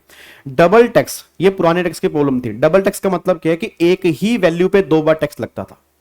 मतलब पहले सर्विस टैक्स भी था, पहले वैट भी था, तो डबल टैक्स की बातें वहां पे होती थी पहले जी। उसकी बात फिर यहां पर क्लासिफिकेशन इशू। क्लासिफिकेशन के अंदर प्रॉब्लम थी, मतलब गवर्नमेंट ये क्लासिफाई नहीं कर पाती थी क्या गुड्स है, गवर्नमेंट ने क्लासिफाई नहीं कर पाती थी क्या सर्विस है। फिर डिफरेंट डिपार्टमेंट, अब पहले इतने सारे टैक्सेस थे तो हर टैक्सेस का अलग अलग डिपार्टमेंट था, अब वो डिपार्टमेंट खत्म हो चुके हैं। फिर पहले हायर कंप्लाइंस बर्डन था, ये सभी प्रॉब्लम थी ओल्ड टैक्सेस के अंदर। अब मेरे को सारे बच्चे बोलना इन प्रॉब्लम को खत्म करने के लिए गवर्नमेंट क्या लेकर आई। हेलो ओए ढोकले, ओए ढोकले, हेलो ओए, हाँ ढोकली, तुम बच्चा कह रहा है मैं ढोकली हूं, अरे ढोकली ढोकला, मेरे को ये बताओ इन प्रॉब्लम को खत्म करने के लिए गवर्नमेंट क्या लेकर आई। गवर्नमेंट लेके आई जीएसटी। गवर्नमेंट क्या लेकर आई, जीएसटी। क्या लेकर आई, जीएसटी। अब यहां पे देखो री जीएसटी पिक्चर आफ्टर जीएसटी। पहले मल्टीपल टैक्सेस थे, अब बताओ ये आत्मा किस में चली गई, जीएसटी में। पहले मल्टीपल टैक्सेबल इवेंट थे, अभी आत्मा किस में चली गई, सप्लाई में। पहले असेसी का नाम अलग अलग था, कोई बोलता था सेलर, कोई बोलता था ट्रेडर, कोई बोलता था मैन्युफैक्चरर, कोई बोलता था डीलर। अब एक ही नाम है, या तो टैक्सेबल पर्सन या सप्लायर। पहले इंट्रा स्टेट सप्लाई थी, इंटर स्टेट सप्लाई थी, इंटरनेशनल ट्रेड था। अब दो ही सप्लाई है, या तो इंट्रा स्टेट या इंटर स्टेट। पहले डबल टैक्स होता था, अब डबल टैक्स नहीं होता, क्योंकि अब गवर्नमेंट कह रही हम क्लासिफाई कर देंगे क्या गुड्स है क्या सर्विस है, हम ये क्लासिफाई कर देंगे। पहले कैस्केडिंग होता था, टैक्स ऑन टैक्स होता, अब कोई कैस्केडिंग होता नहीं है, क्योंकि अब हमें आईटीसी मिल जाता है। एक बच्चा कह रहा है सर ये देखो ये जा रहा, सर ये देखो ये देखो ये चला गया सर, ये देखो ये ऊपर से चला गया सर ये कॉन्सेप्ट ऊपर से चला गया सर, ये जो आपने आईटीसी बोला ना सर ये ऊपर से निकला है। कोई बात नहीं, अगर आपने पहले नहीं पढ़ा तो मान सकता हूँ ये कॉन्सेप्ट ऊपर से निकला होगा, बट टेंशन मत लो। आज हमें 15-16 एग्जाम्पल थोड़े से आपको बताऊंगा जिसमें आपको आईटीसी वाला पॉइंट समझ में आ जाएगा कि आईटीसी होता क्या है। अभी सिर्फ इतना ध्यान दो कि जीएसटी में एक आईटीसी पॉइंट होता है, आईटीसी की वजह से ही कैस्केडिंग खत्म हुआ है। अब ये आईटीसी होता क्या इसको हम देख लेंगे जी, ठीक है, आईटीसी होता क्या इसको हम देख लेंगे, आप बिल्कुल निश्चिंत रहें जी, ठीक है। अब अगले पॉइंट पर आओ जी। उसके बाद देखो अगला पॉइंट, पहले डिफरेंट डिपार्टमेंट होते थे, अब एक ही डिपार्टमेंट होता है, उस डिपार्टमेंट का नाम क्या है, सीबीआईसी। उस डिपार्टमेंट का नाम क्या है, सीबीआईसी। उसके बाद पहले यूनिफॉर्मिटी नहीं होती थी, अब one nation one tax one market है, अब वन नेशन है वन टैक्स है वन मार्केट है। पहले हायर कंप्लायंस कॉस्ट होती थी, अब कंप्लायंस कॉस्ट ज्यादा नहीं होती, इवन कंप्लायंस कॉस्ट कम होती है, क्योंकि अब जीएसटी मैनेज करना है तो कंप्लायंस कॉस्ट जो है इन कंपैरिजन टू ओल्ड, अब कंप्लायंस कॉस्ट जो है वो कम है, बस ये बात ध्यान दो, ठीक है। हाँ हाँ टेंशन मत लो यार, आईटीसी के अंदर पूरा टाइम दूंगा तुम्हें, आईटीसी तुम्हें ऐसा करवा दूंगा रिवीजन क्लास के अंदर ही तुम्हें मजा आ जाएगा, टेंशन मत लो। उसके बाद देखो ये आर्टिकल नंबर 246 कैपिटल है। मेरी स्पीड ना इसलिए अभी 2x में चल रही है क्योंकि ये टॉपिक ऐसे हैं जो पता नहीं तुम कितनी बार पढ़ चुके हो, और ये टॉपिक एग्जाम में एक या आधी बार ही आते हैं, बट मेरा फर्ज है बिल्कुल जीरो से कराना, क्योंकि मेरे लिए हर बच्चा इंपॉर्टेंट है। तो थोड़ी सी स्पीड में इसलिए लेके चल रहा हूं, जब मैं मेन टॉपिक पे आऊंगा तो स्पीड ऑटोमेटिकली मेरी थोड़ी सी कम हो जाएगी, तुम उसके लिए बिल्कुल निश्चिंत रहो, मुझे पता कहां टाइम लगाना है। अब मेरे को सारे बच्चे बताना, आर्टिकल नंबर 246 कैपिटल है। जितने मेरे को बताओ इंडिया के संविधान में कितनी लिस्ट होती हैं, जल्दी बोला, इंडिया के संविधान में कितनी लिस्ट होती हैं, 3 लिस्ट होती हैं। कौन कौन सी, union list, state list, concurrent list. कौन कौन सी, union list, state list, concurrent list. Union list का नाम मतलब list number 1, list number 2, list number 3। सारे बच्चे बोल दो, लिस्ट 1 के मैटर पे लॉ बनाने की पावर किसको होती है, बताओ जी। लिस्ट 1 के मैटर पे लॉ बनाने की पावर किसको होती है। जो इंडिया के संविधान में 3 लिस्ट हैं उसमें एक लिस्ट नंबर 1 है, लिस्ट नंबर 1 पे लॉ बनाने की पावर किसको होती है, पार्लियामेंट को होती है। लिस्ट नंबर 2 पे लॉ बनाने की पावर किसको होती है, स्टेट असेंबली को होती है। लिस्ट नंबर 3 पे लॉ बनाने की पावर किसको होती है, पार्लियामेंट और स्टेट दोनों को होती है, बट अगर कंफ्लिक्ट हो जाए तो पार्लियामेंट जो है वो प्रिवेल करती है, बस ये पर ध्यान दो। मेरे को सारे बच्चे बोल देना, कसम खा के बोलना, इनकम टैक्स हमारा किस लिस्ट में आता है, चैट बॉक्स के अंदर बताओ। सारे बच्चे मेरे को चैट बॉक्स के अंदर बताओ इनकम टैक्स हमारा किस लिस्ट में आता है। मेरे को सारे बच्चे फटाफट से बता दो इनकम टैक्स हमारा किस लिस्ट में आता है, जल्दी बता दो जी।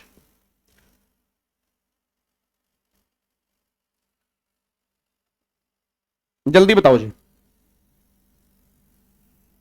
इनकम टैक्स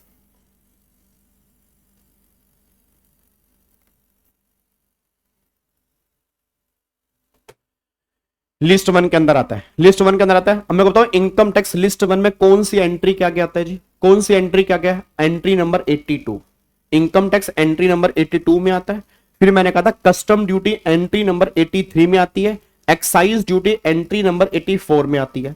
अच्छा, एक ना टैक्स हमारा एंट्री 46 में भी आता था, लिस्ट 2 की एंट्री 46 में आता था, लिस्ट 2 की एंट्री 46 में आता होगा, मेरे को आता हो, मेरे को क्या आता हो, गाबा बता देगा अपने आप, गाबा बताएगा, गाबे के दरबार में आए हैं क्या क्या कह रहा है? अरे नालायको याद करो, एंट्री 46 में क्या आता था, लिस्ट नंबर 2 एग्रीकल्चर इनकम, नालायको एग्रीकल्चर इनकम। एंट्री 82 के आगे लिखा हुआ था taxes on income other than agriculture income, और एग्रीकल्चर इनकम वाला लिस्ट नंबर 2 की एंट्री नंबर 46 में आता था। और याद करो जीएसटी, हाँ जी जीएसटी, अब मेरे को सारे बच्चे बोलना जीएसटी कहां था, एंट्री 97 में। बोलो कहां था एंट्री नंबर, जीएसटी कहां था, एंट्री नंबर, हाँ एंट्री नंबर 90, एंट्री नंबर, बोल तेरे मुंह पे ना मारा मैंने, गलती से मत बोल देना, एंट्री नंबर 97। मैं कल ही यूट्यूब पे देख रहा था, यूट्यूब पे एक वीडियो का हेडिंग ही यही लिखी हुई थी कि जीएसटी एंट्री 97 से आया। मैं साफ साफ बोल दूं, एंट्री 97 में जीएसटी नहीं है। देखो नालायक बच्चे ये 97 बोल रहे हैं, ये मानसी पता नहीं कौन से नालायक बच्चे हैं ये। भाई मेरे बच्चे नहीं, मतलब मेरे बच्चे नहीं, मतलब मेरे तो एक ही डॉटर है, मतलब ये मेरी क्लास के बच्चे नहीं हो सकते भाई, या ये मुझसे पहले रेगुलर बैच नहीं पढ़े, या कहीं से भी पढ़े हैं, उन्होंने पढ़ाया होगा बट इनको याद नहीं होगा। आपको मैं दुनिया जहान में कई बार कह चुका हूं सर कि जीएसटी किसी भी लिस्ट में कवर नहीं है, ना जीएसटी लिस्ट 1 में कवर है, ना जीएसटी लिस्ट 2 में कवर है, ना जीएसटी लिस्ट 3 में कवर है। जीएसटी किसी भी एंट्री में कवर नहीं है। जीएसटी को जन्म देने वाला जो है वो आर्टिकल 246 कैपिटल ए है, बस ये बात ध्यान दो जी। और मैं फिर दोबारा से ये बात रिपीट कर रहा हूं जी,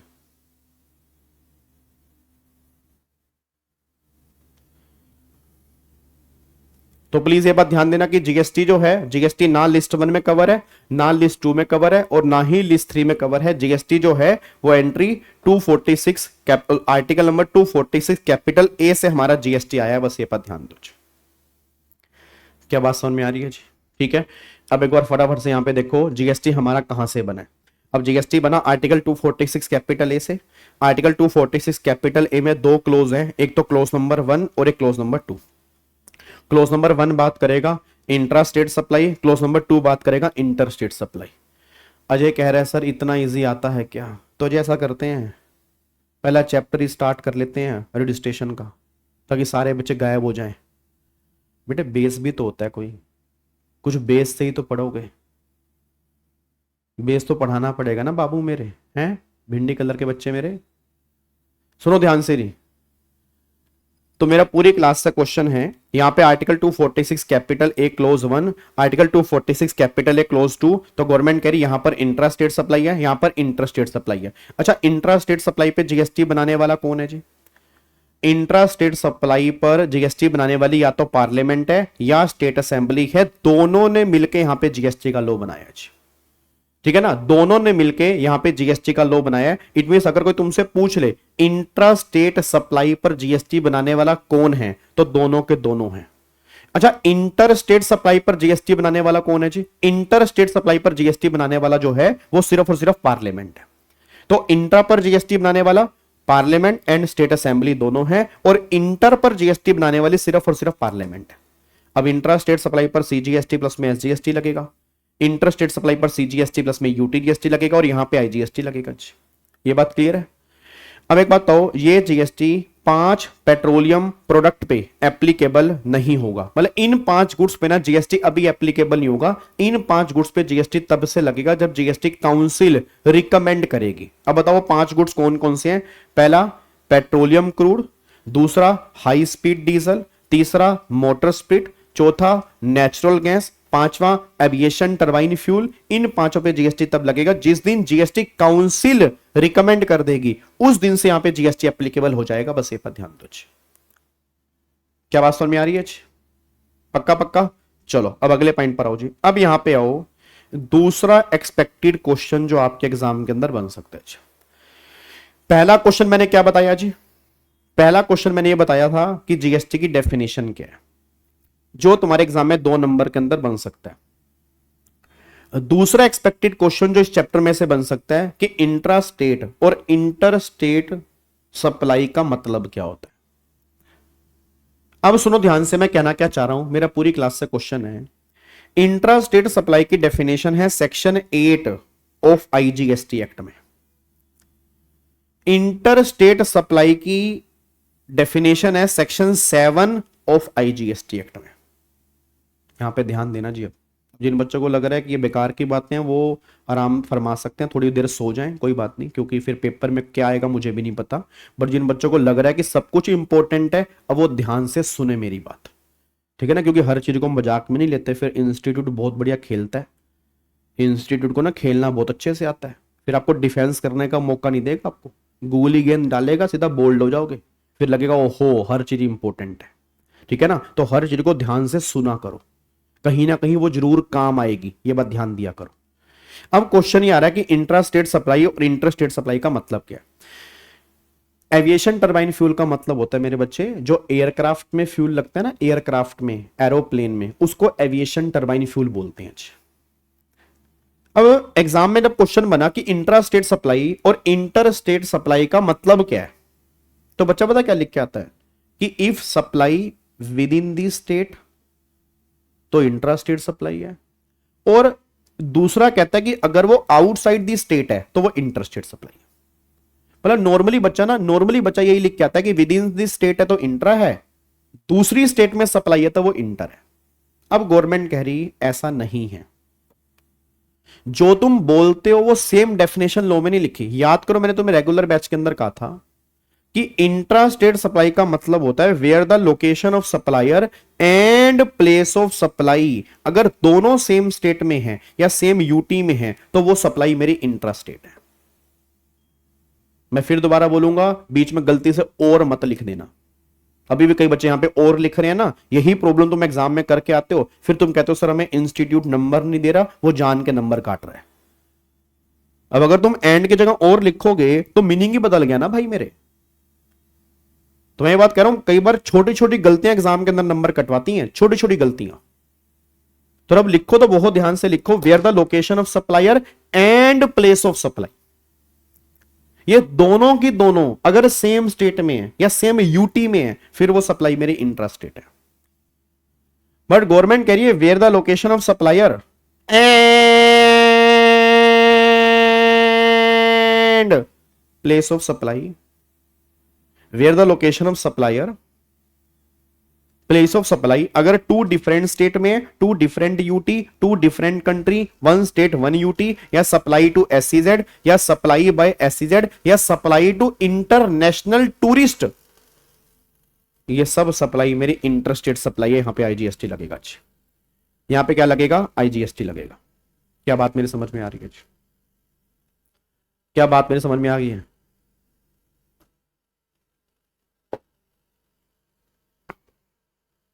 बच्चा कह रहा है भैंस कहां से आ गई? आपने कहा ऐसे तो बोलती है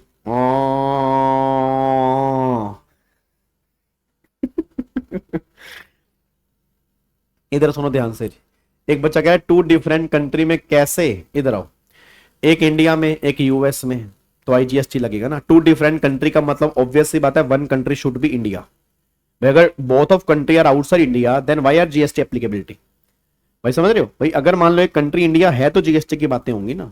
तो टू डिफरेंट कंट्री मतलब एक इंडिया या यूएस या इंडिया, इस तरह से अगर होगा तो वहां पे आईजीएसटी की बातें होंगी। बस ये पर ध्यान दो। क्लियर है? चलो अब अगले पॉइंट पर आओ। सर टूरिस्ट वाला पॉइंट क्लियर कर दो मेरे बच्चे। टूरिस्ट का मतलब यह है कि बाहर से कई टूरिस्ट हमारे इंडिया में आते हैं। तो अगर गवर्नमेंट कह रही है वो टूरिस्ट इंटरनेशनल टूरिस्ट है, अगर तुम उसको सप्लाई करोगे तो वो इंटर स्टेट सप्लाई ही माना जाएगा और वहां पे आईजीएसटी की बातें होंगी। अगर वहां पे जीएसटी लगेगा, ये बात ध्यान देना चाहिए। क्या बात मेरी समझ में आ रही है? पक्का पक्का? चलो हाँ, टूरिस्ट कहीं पर भी हो वो मैटर नहीं करता। अगर इंटरनेशनल टूरिस्ट है तो उस केस में वो इंटर स्टेट सप्लाई ही बनेगा, उस केस में आईजीएसटी की ही बातें होंगी। ये बात ध्यान देना चाहिए। ठीक है, चलो अब अगले पॉइंट पर आओ।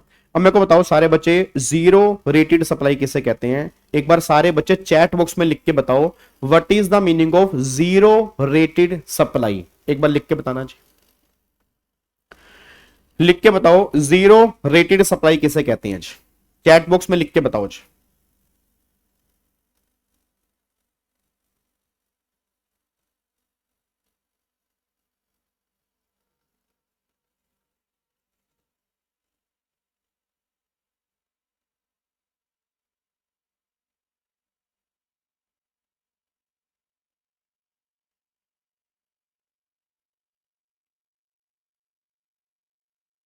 हाँ जी, नील रेट ऑफ टैक्स, गलत, गलत यार।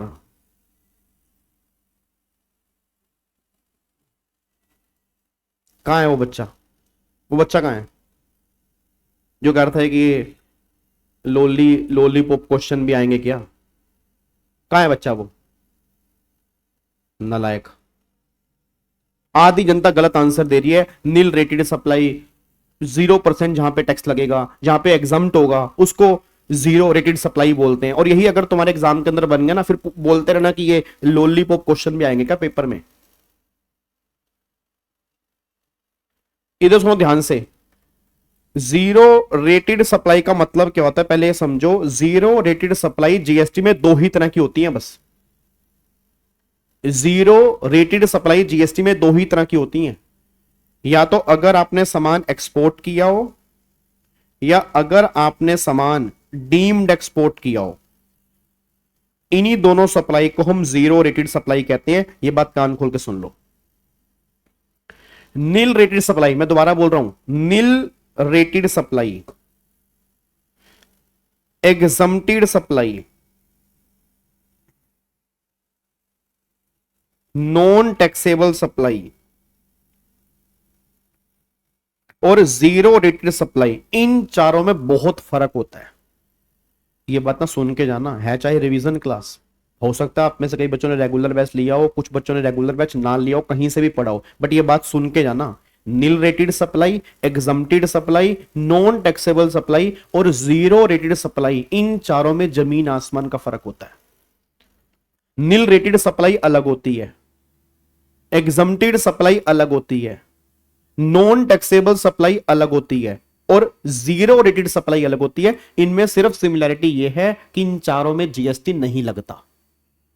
नील रेटेड में भी जीएसटी नहीं लगता, यह सिमिलैरिटी है। एग्जम्प्टेड में भी जीएसटी नहीं लगता। उसके बाद नॉन टैक्सेबल सप्लाई में भी जीएसटी नहीं लगता और जीरो रेटेड सप्लाई में भी जीएसटी नहीं लगता। यह सिमिलैरिटी है। सिमिलैरिटी ये है, इन चारों में जीएसटी नहीं लगता, बट इन चारों में डिफरेंस है।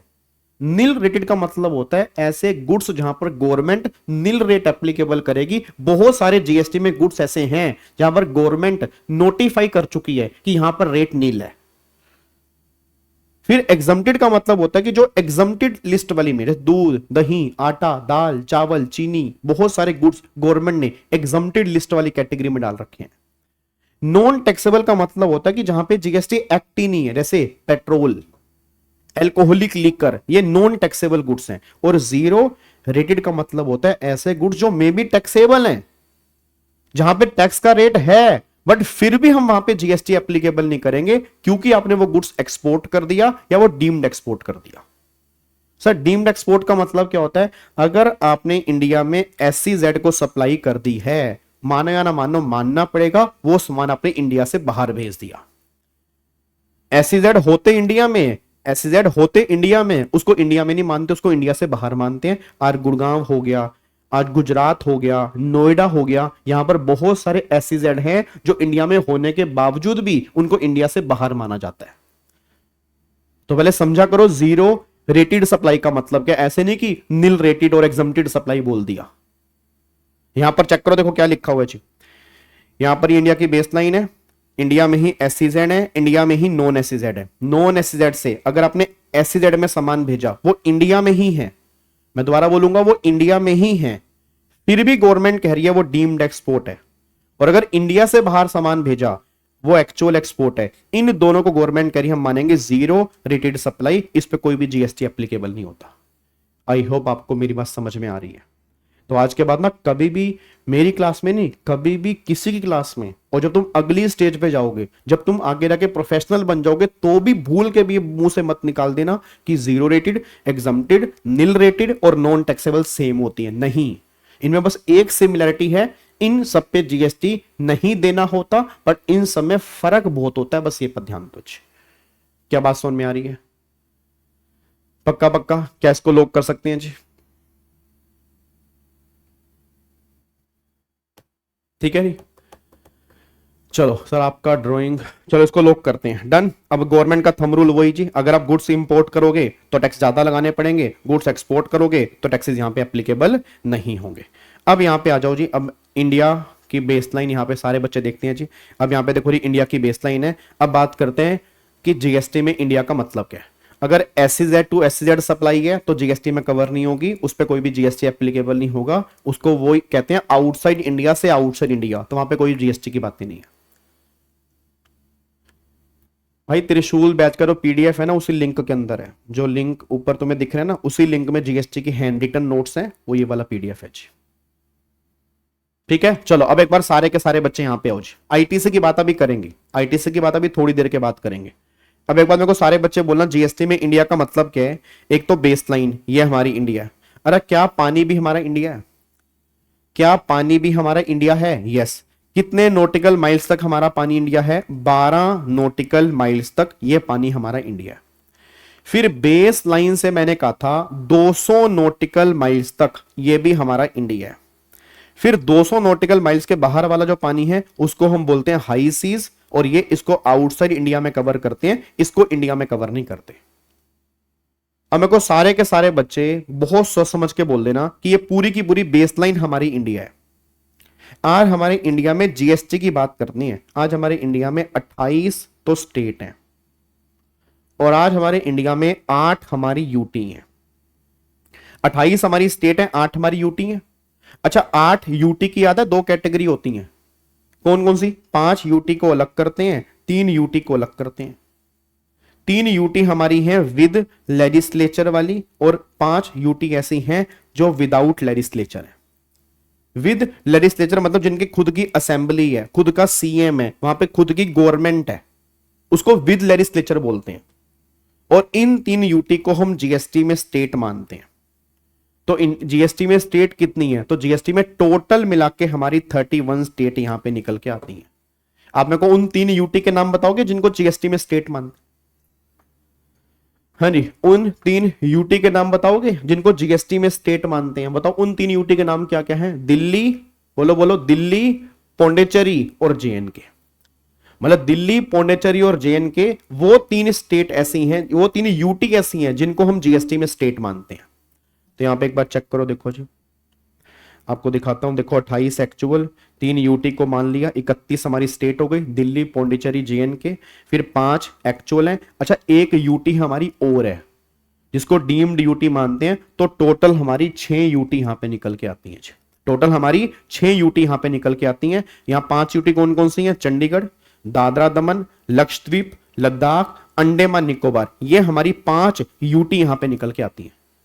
अब सुनो ध्यान से, मैं कहना क्या चाह रहा हूं, मेरे को सारे बच्चे आंसर दे देना जी, बस सारे बच्चे मेरे को आंसर दे देना। ये जो हमारा वैसे तो आप सबको पता होगा, अब तो आपकी रिवीजन ही चल रही है, मैं मान रहा हूं कि आप सबने पहले जीएसटी पढ़ा हुआ है, क्योंकि अगर आपके एग्जाम अभी दिसंबर या जनवरी में है तो वैसी बात है कि आपने, ऐसा तो होगा नहीं कि पहली बार आप जीएसटी पढ़ रहे हो सकता है बहुत कम बच्चे ऐसे हो, बट मैं ये मान रहा हूं 95% बच्चा पहले जीएसटी कहीं ना कहीं से, मुझसे नहीं, कहीं ना कहीं से पहले जरूर पढ़ चुका है। तो मैं बस आपसे एक बात जानना चाहता हूं, आप मेरे को बता सकते हो ये 12 वाला जो पानी है, क्या ये पानी इंडिया है? बस ये बता दो, क्या ये पानी इंडिया है? ये बता दो बस, क्या ये पानी इंडिया है? क्या ये 12 वाला पानी इंडिया है या नहीं है?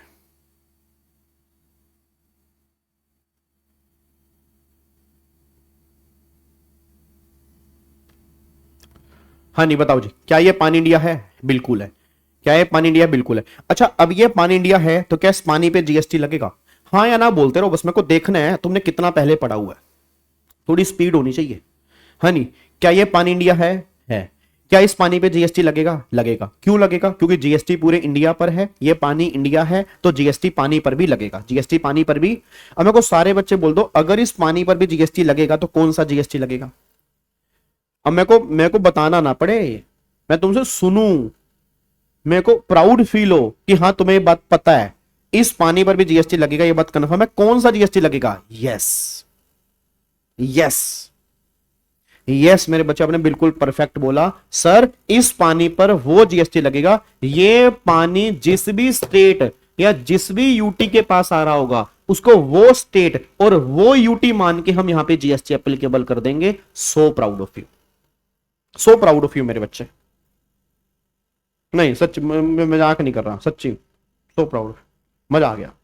मतलब मेरे को उम्मीद नहीं थी कि आप में से कई बच्चे को याद होगा। याद करो, मैंने क्लास के अंदर भी कहा था कि ये पानी जिस भी स्टेट के पास आएगा या ये पानी जिस भी यूटी के पास आएगा, उसको वो स्टेट और वो यूटी मान के हम यहां पे जीएसटी एप्लीकेबल कर देंगे। तो हमें देखना पड़ेगा ये पानी किस स्टेट के पास आ रहा है, अकॉर्डिंगली वहां पर उस स्टेट मान के हम वो जीएसटी लगा देंगे।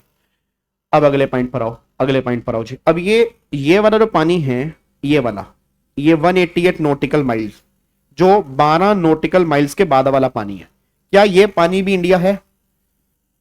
बताना मुझे, जल्दी बताओ, क्या ये पानी भी इंडिया है?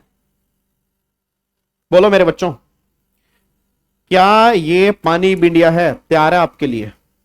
ये आपके लिए तैयार है, ध्यान रखना। छोटा मोल्ला, छोटे गधा, आपके लिए तैयार है जी। क्या ये पानी भी इंडिया है? अच्छा, क्या हर पर्पस के लिए? ओए, ये पोटी कौन कर रहा है? किसने पोटी की दी? नालायक, किसने लिखा है? खुशी, खुशी स्माइली तो सही बना लो मेरे बच्चे। सच्ची सर के बाद जो स्माइली अपने बने, कसम लगे नाक बंद करना पड़ रहा है। इधर देखो ध्यान से, मेरे को ये बताओ, क्या ये पानी इंडिया है? अच्छा, क्या हर पर्पस के लिए है? क्या ये हर पर्पस के लिए? नहीं, ये है only for the oil purpose, only for the oil purpose. अच्छा, अगर ये only for the oil purpose है तो इट मींस उस पर्पस की सप्लाई पे जीएसटी लगेगा। अब ये बता दो, इस पानी को तुम क्या मानोगे? जल्दी बोलो, इस पानी को तुम क्या मानोगे? फटाफट से बोल दो, इस पानी को तुम क्या मानोगे? अगर इस पानी पे भी जीएसटी लगाना है, इस पानी को तुम क्या मानोगे?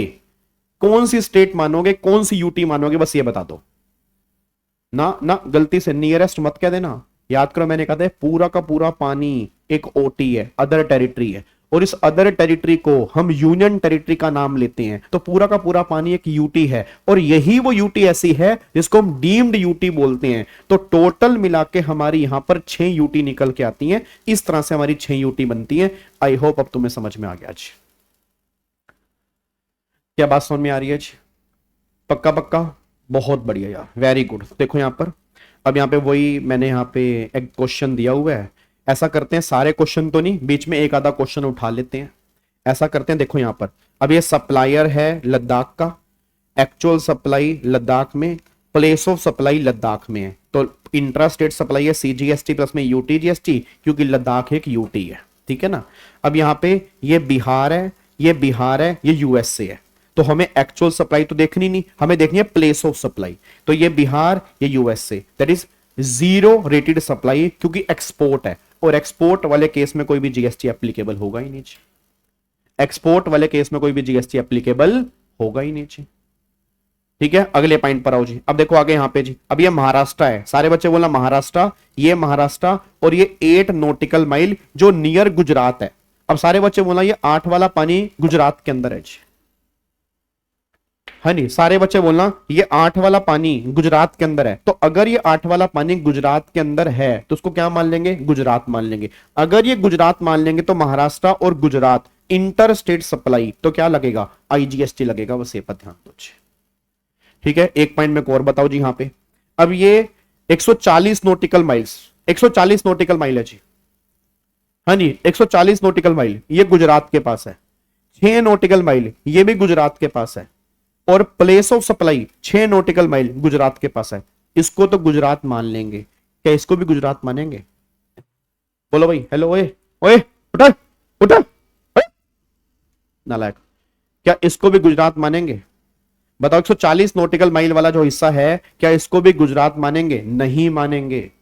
इसको गुजरात नहीं मानेंगे, ये है गुजरात के पास, इसको गुजरात नहीं मानेंगे। सारे बच्चे बोले इसको क्या मानेंगे, इसको यूटी मानेंगे। अबे यस क्यों बोल रहे हो, इसको यूटी मानेंगे ना, तो ये यूटी है और ये स्टेट है, तो यूटी से स्टेट, इंटर स्टेट सप्लाई, और यहां पर आईजीएसटी लगेगा, बस ये पर ध्यान दो।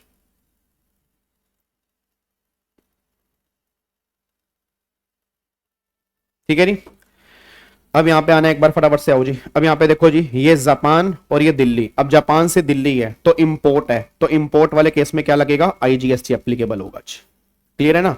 अब ऐसे मान लो अंडमान निकोबार, अंडमान निकोबार दादरा, अब दादरा अलग यूटी है, अंडमान निकोबार अलग यूटी है, तो इंटर स्टेट सप्लाई है, तो इंटर स्टेट सप्लाई पे क्या लगेगा, आईजीएसटी एप्लीकेबल होगा। ये कहां से उसने इंट्रा लिख दी, कौन है नालायक बच्चा, ये इंटर आएगा यहाँ पे इंटर आएगा भाई, आईजीएसटी आएगा। कोई तुम्हारे ऐसा बच्चा ही होगा पक्का जिसने नोट्स बनाए होंगे, कोई पक्का तुम्हारे ऐसा बच्चा होगा जिसने नोट्स बनाए होंगे। सर यूटी क्यों मानेंगे, अभी तो मैंने बताया यार। एक बात बताओ ना, 140 नॉटिकल माइल्स, 140 नॉटिकल माइल कहां पे आ रहा है, 12 नॉटिकल माइल्स के बाहर नहीं आ रहा।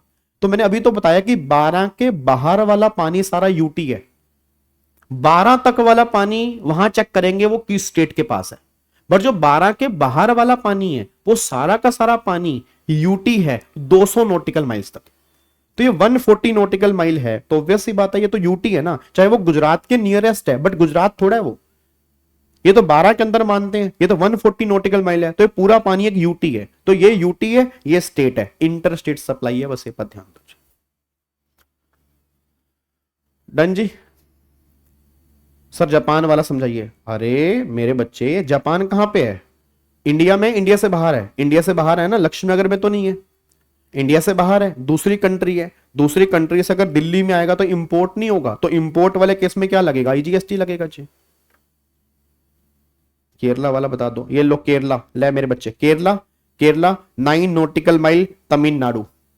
अब 9 नॉटिकल माइल तमिलनाडु, ये तमिलनाडु है, ये केरला है, अलग अलग स्टेट है, तो इंटर स्टेट सप्लाई आईजीएसटी लगेगा जी।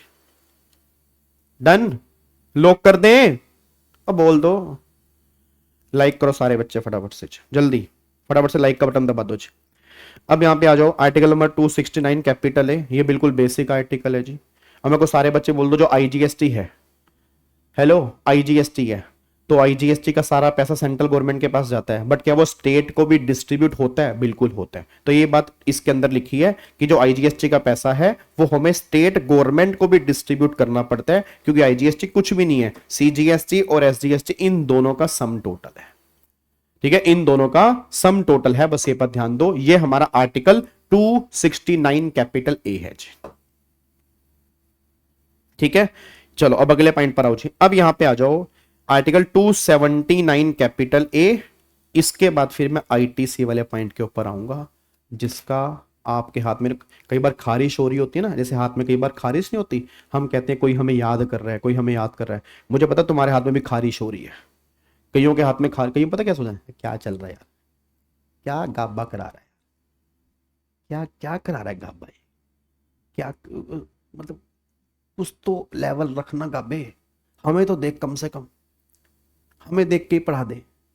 तो जिनके हाथ में ऐसे करके खारिश हो रही है, तो अगला पॉइंट जो हम आईटीसी का स्टार्ट करेंगे तो टेंशन मतलब वो सब खत्म हो जाएगा। ठीक है, एक बार आर्टिकल 279 कैपिटल ए यहां पे देख लेते हैं। ये तीसरा एक्सपेक्टेड क्वेश्चन है जो इस चैप्टर में से बन सकता है। ठीक है ना, ये तीसरा एक्सपेक्टेड क्वेश्चन है जो इस चैप्टर में से बन सकता है। डन सर, अगर गुड्स इंपोर्ट हुआ यूटी में तो क्या यूटी जीएसटी लगे, आईजीएसटी लगेगा मेरे बच्चे। आईजी इंटर स्टेट सप्लाई पे हमेशा आईजीएसटी ही लगता है, चाहे वो यूटी में हो चाहे वो स्टेट में हो।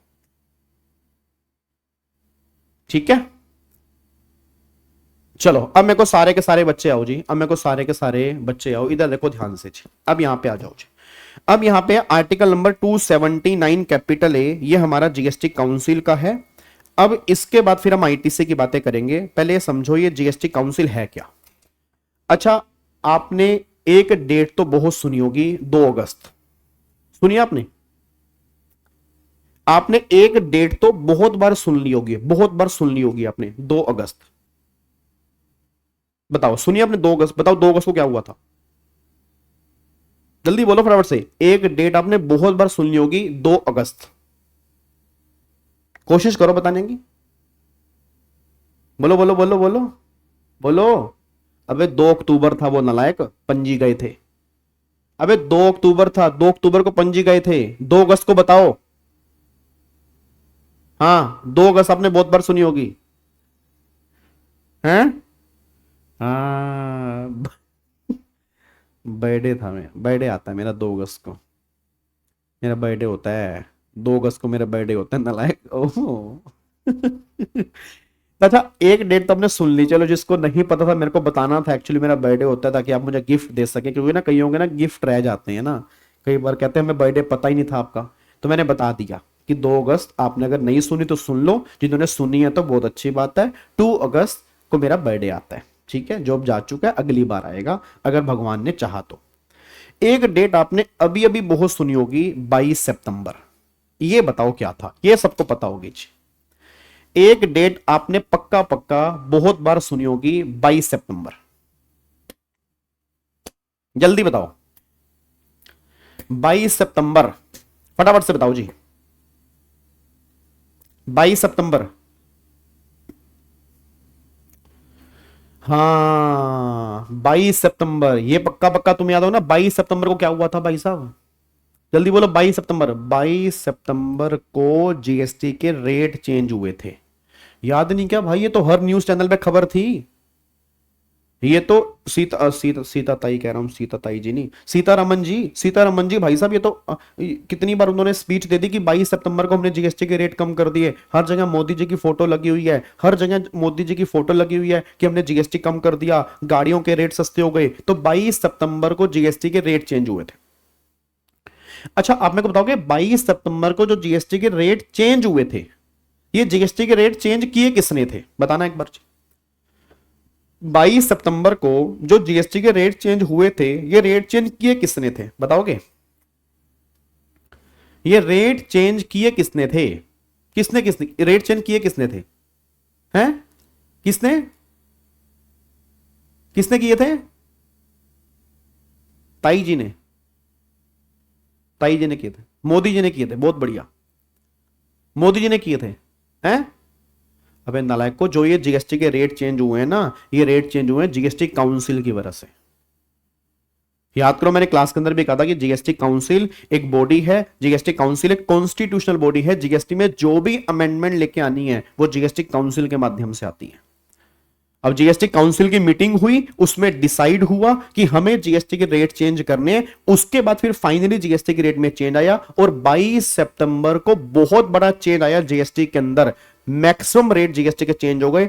28% वाला रेट खत्म हो गया, 28% वाले आइटम 18% में आ गई, 12% वाला रेट खत्म हो गया, 12 वाला आइटम 5 में आ गई, एक नया रेट 40% वाला आ गया, कुछ आइटम जो है वो 40% में चली गई। तो मतलब कहना क्या चाह रहा हूं कि जीएसटी के अंदर बहुत ड्रास्टिक चेंज आया। 22 सितंबर के बाद में जीएसटी में काफी चेंजेस हुए जो करने वाली जीएसटी काउंसिल थी।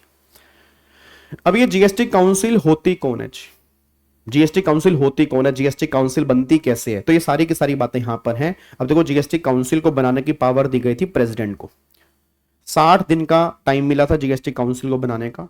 जीएसटी काउंसिल बनी थी 12 सितंबर को और जीएसटी काउंसिल नोटिफाइड हुई थी 15 सितंबर को। जीएसटी काउंसिल में टोटल मिला के 33 मेंबर होते हैं। सर 33 मेंबर कैसे होते हैं, एक तो होता है चेयरपर्सन जो यूनियन फाइनेंस मिनिस्टर होता है, एक होता है मेंबर ऑफ सेंट्रल गवर्नमेंट, ये है union minister of the state revenue जो भी पंकज चौधरी जी हैं, एक हर स्टेट का एक मेंबर होता है। तो हर स्टेट का एक मेंबर है, चाहे वो फाइनेंस मिनिस्टर भी हो सकता है, चाहे वो कोई दूसरा पर्सन भी हो सकता है, बट एक स्टेट का एक मेंबर होना जरूरी है। तो 31 स्टेट है तो 31 मेंबर ही हो गए। फिर इस 31 मेंबर में से एक वाइस चेयरमैन होता है। तो टोटल मिला के 33 मेंबर यहां पे निकल के आते हैं। और अगर ये मीटिंग तुम्हें करनी है तो कम से कम 50% कोरम होना जरूरी है। बिना कोरम के ये मीटिंग काम नहीं करेगी जी, बिना कोरम के मीटिंग काम नहीं करेगी। सर कितने परसेंट वोटिंग चाहिए, 75% वोटिंग फेवर में होनी चाहिए, तभी मीटिंग काम कर पाएंगी, नहीं तो मीटिंग काम नहीं कर पाएगी। अभी 75% में से सेंट्रल गवर्नमेंट का शेयर जो है वो 1/3 है और स्टेट गवर्नमेंट का जो इसमें शेयर है वो 2/3 है। तो सेंट्रल गवर्नमेंट का शेयर 1/3 है और स्टेट गवर्नमेंट का जो शेयर है वो 2/3 है जी। अब जीएसटी काउंसिल क्या क्या करती है? जीएसटी में जितने भी काम होते हैं वो सारे के सारे जीएसटी काउंसिल ही करती है। आपको जीएसटी में कौन कौन से टैक्स सब्स्यूम करने हैं, कौन से गुड्स और सर्विस को एग्जम्प्ट करना है, आईजीएसटी का पोर्शनमेंट कैसे होगा, कितनी लिमिट तक जीएसटी में रजिस्ट्रेशन नहीं करवाना, कहां तक जीएसटी नहीं देना, किस स्टेट में क्या रेट हो सकते हैं, ये सारी की सारी बातें जीएसटी काउंसिल बताती है आपको। अब 22 सितंबर को जो जीएसटी के रेट कम हुए ये जीएसटी काउंसिल ने किए। अब ये जीएसटी काउंसिल ने कैसे किए ये मैं तुमसे पूछना चाहता हूं जी। हाँ बिल्कुल अदिति, एग्जाम में आ चुके हैं जी।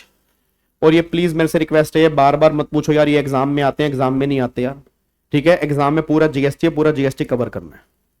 एग्जाम में आते हैं, एग्जाम में पहली बात तो एग्जाम मैं नहीं बनाता, और दूसरी बात एग्जाम में क्या आएगा मुझे नहीं पता। तीसरी बात जो बच्चा सिलेक्टिव अप्रोच करके जा रहा है वही बार बार दिक्कत कर रहा है। जब मैंने बोल दिया कि 11 दिन दे दो, तुम्हें 11 दिन दिए नहीं जा रहे तुमसे। सर क्या ये क्वेश्चन में एग्जाम में आते हैं? अब अगर एग्जाम के अंदर बन गए, मैंने नहीं कराया, तुम तो गाली निकाल दोगे मेरे को, अपना मुंह निकाल वहां पे बैठे बैठे, तेरी गाबे तेरी तेरी तेरी, तुम्हारा तो कुछ लगना नहीं, मैं तो बैठे बैठे गाली खा लूंगा, तो मैं गाली क्यों खाऊं भाई? भाई आएगा नहीं आएगा, बनेगा नहीं बनेगा, कहां से बनेगा उससे मुझे क्या पता, मेरे को पूरा सिलेबस रिवाइज करवाना है।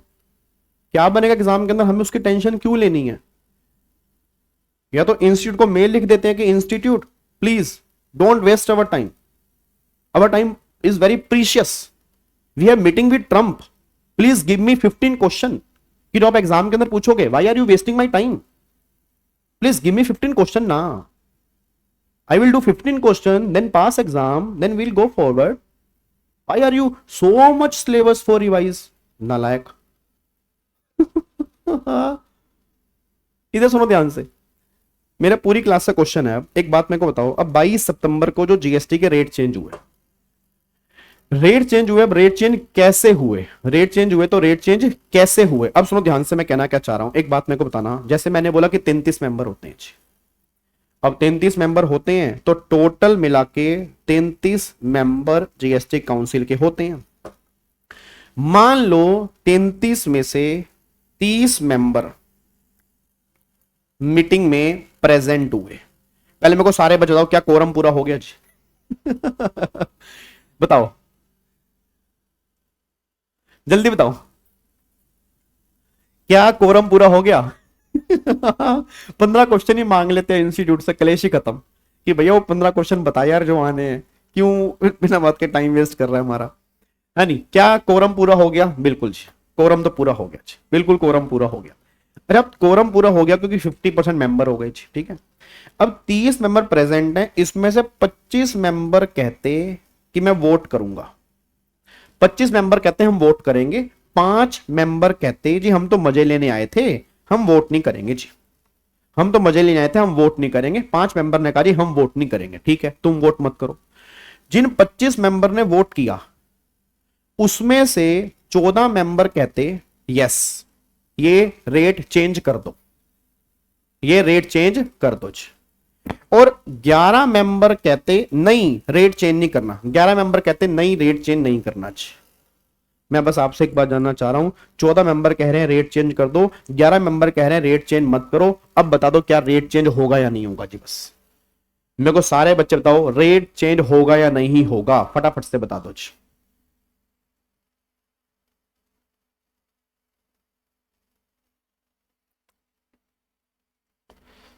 जल्दी बताओ जी।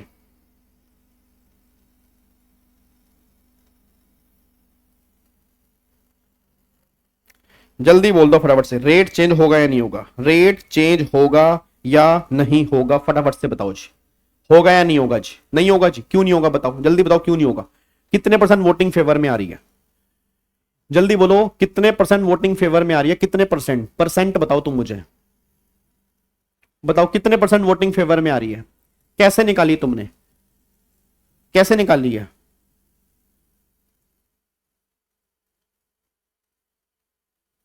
सेवेंटी 5% फेवर में नहीं है।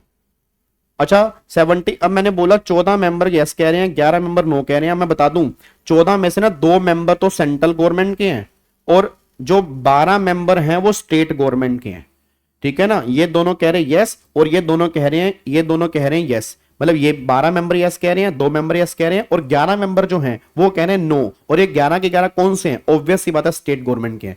अब सुनो ध्यान से, सुन लो ध्यान से काम खोल के। सेंट्रल गवर्नमेंट के दोनों मेंबर ने यस बोला है, तो अगर सेंट्रल गवर्नमेंट के दोनों मेंबर ने यस बोला है तो मतलब 1/3 शेयर फेवर में आ गया, 33.33% वोट फेवर में आ गए। स्टेट गवर्नमेंट के सभी मेंबर जो प्रेजेंट हैं, जिन्होंने वोट किया है, अगर वो यस बोल देते तो 2/3 वोटिंग फेवर में रहती, मतलब 66.67। बट एक बात बताना, अब 25 में से 2 मेंबर तो सेंट्रल के हैं, 23 मेंबर स्टेट के हैं। अब 23 में से 12 ने बोला यस, तो 66.67 अगर 23 मेंबर का है तो 12 का मेंबर का कितना है? एक बार चेक करना कितना आएगा जी। कहाँ है रिमोट, कहाँ है? अरे यार कैलकुलेटर कहाँ गया? एक बार देखना यार कितना आ रहा है जी। यहाँ पे एक बार चेक करना कितना आ रहा है। ये है 66.67 डिवाइड बाय 23 मल्टीप्लाई 12, तो ये आएगा 37.78 प्लस में 33.33, ये आ रहा है 71.11। नो 75% से कम है, तो ये डिसीजन जो है वो अप्रूव नहीं होगा। बस ये पर ध्यान दो। तुम्हारी वोटिंग ही गलत आ रही थी ना नालायकों, तुमने बोला तो था नहीं होगा, बट तुम्हारी वोटिंग गलत आ रही थी। वोटिंग जो टोटल आ रही है वो 71.11% आ रही है, और 75 से कम है, इसलिए यहां पे नहीं होगा, क्योंकि 34.78 आ रहा है। 34.78 है क्या? एक मिनट रुको ना, मेरे से गलती हो गई क्या? एक मिनट रुको। 66.67 डिवाइड बाय 23 मल्टीप्लाई 12, 34.78 है, सॉरी 34.78 प्लस में 33.33, हाँ ये तो 68.11 है यार। 68.11 है तो 75 से कम है जी। 75 से कम है तो रेट चेंज होगा ही नहीं जी। 75 से कम है जी, रेट चेंज हो ही नहीं सकता। अब बताओ क्या ये एग्जाम में 2 नंबर में क्वेश्चन नहीं बन सकता यार? अब आप समझो मेरी बात को यार, देखो हमें पूरा सिलेबस रिवाइज करना है भाई, पूरा सिलेबस। देखो हमने कुछ छोड़ना नहीं है। देखो इंस्टीट्यूट ना अपनी जब आई पे आ गया ना, हम उसका क्वेश्चन, हम ये उससे क्वेश्चन कर सकते हैं कि तूने इस चैप्टर में से क्वेश्चन क्यों दिए, आज तक तो दिए नहीं थे। हम तो ये चैप्टर छोड़ के जाते थे, हमें लगा था सारा पेपर आईटीसी वैल्यूएशन में से बनता है। वो क्या बोलेगा भाई, पहला चैप्टर ही है। तो कई बार इंस्टीट्यूट क्या लेवल यूज करेगा सर हमें नहीं पता। देखो हमें पूरी रिवीजन करनी है, चाहे पेपर बने ना बने, सिंपल सी बात है। सर एक बार फिर से बता रहा हूं, देखो मेरे बच्चे यहां पे देखो 33 मेंबर हैं, 33 में से 30 आए, ठीक है, 33 में से 30 आए, 30 में से 25 ने वोट किया, ठीक है, 25 में से 2 मेंबर तो सेंट्रल के, 23 मेंबर स्टेट के, ठीक है, क्लिक है। 2 मेंबर ने बोला यस, 23 में से 12 मेंबर ने बोला यस, 11 ने बोला नो। अब ये देखना है कि अप्रूवल मिली या नहीं मिली। सेंट्रल गवर्नमेंट के 2 मेंबर हैं, दोनों के दोनों ने यस बोल दिया, तो मतलब 33.33% वोट फेवर में आ गया, क्लियर है। इस 23 में से 12 ने यस बोला, अगर 23 के 23 यस बोल देते तो 66.67% वोट फेवर में आ जाते।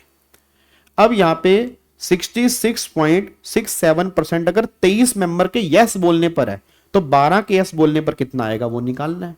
तो जो ये आएगा उसको 33.33 में जोड़ दोगे, तो अब चेक कर लो 75 से कम है या नहीं है। ठीक है, चलो अब मैं एक लास्ट क्वेश्चन दे रहा हूं जी, लास्ट क्वेश्चन दे रहा हूं, फिर हम आगे बढ़ेंगे। टोटल मेंबर हैं 33 मेंबर, प्रेजेंट हैं 32 मेंबर, प्रेजेंट हैं 32। नवीन क्वेश्चन में दिया होगा, सबस्यूम्ड का मतलब होता है सलोनी मर्ज होना, मतलब सबस्यूम का मतलब कौन से टैक्स मर्ज हो गए, कौन से टैक्स मिल गए, ठीक है। 32 यहां पे अब वोट जो की है, वोटेड जो है 28 मेंबर, 4 मेंबर नोट वोट, इन्होंने वोट नहीं किया, ठीक है। जिन 28 ने वोट किया उसमें 2 सेंट्रल गवर्नमेंट के हैं, 26 स्टेट गवर्नमेंट के हैं, ठीक है। 2 सेंट्रल गवर्नमेंट ने बोला यस, और 26 में से मान लो 16 मेंबर ने बोला यस और 10 मेंबर ने बोला नो। अब बताओ अप्रूवल मिलेगी नहीं मिलेगी जी?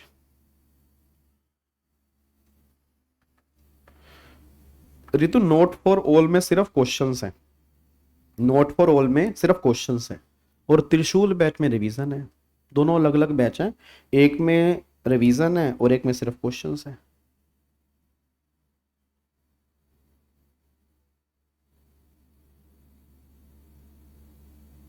हाँ जी बताओ भाई, होगा या नहीं होगा जी? नहीं होगा। 74.35, 74.35 कैसे निकाला आपने? इन दोनों का यस बोलना कितना हो गया? 33.33%। अच्छा 26 के 26 मेंबर यस बोल देते तो 66.67 हो जाता। तो 66.67 अगर 26 के यस बोलने पर है तो 16 के यस बोलने पर कितना आएगा बताना, एक बार चेक करके बताओ यहां पे कितना आ रहा है। तो 66.67 डिवाइड बाय 26 मल्टीप्लाई 16, तो ये आएगा 41.02। तो अगर 41.02 प्लस में 33.33 तो 74.36% आ रहा है। इस लेस देन 75% तो अप्रूवल नहीं मिलेगी, बस ये पर ध्यान दो जी। तो आई होप आपको समझ में आ गया जी, कोई दिक्कत तो नहीं है? क्या इसको लॉक कर सकते हैं? सर सेंट्रल गवर्नमेंट के एग्री होंगे ऑलवेज, ऑब्वियस सी बात है। मतलब अगर वो एग्री नहीं होंगे तो फिर तो वैसे भी अप्रूवल नहीं मिलेंगे ना। मान लो ये दोनों एग्री नहीं हो रहे तो 66.67 ही रहेगा, 75 तो होगा ही नहीं। अब मुझे पता है तुम्हारे दिमाग में क्या क्वेश्चन चल रहा है, ना वो पॉसिबल नहीं है ना, बिल्कुल पॉसिबल ना, ना नहीं, नहीं है, नहीं है, नहीं है। जब बोल दिया नहीं है, नैना नैना आप यही कहना चाह रहे हो ना कि सर एक ने एग्री कर दिया एक ने एग्री नहीं किया तो क्या होगा? नैना आप मेरी बात समझो, वो सेंट्रल गवर्नमेंट है, आप समझो। मतलब श्रीमती निर्मला सीतारमन जी कह रही हैं हाँ जी हम एग्री करते हैं ये रेट चेंज होना चाहिए, उसके साथ में सेंट्रल गवर्नमेंट का ही दूसरा ऑफिसर पंकज चौधरी जी कह रहा है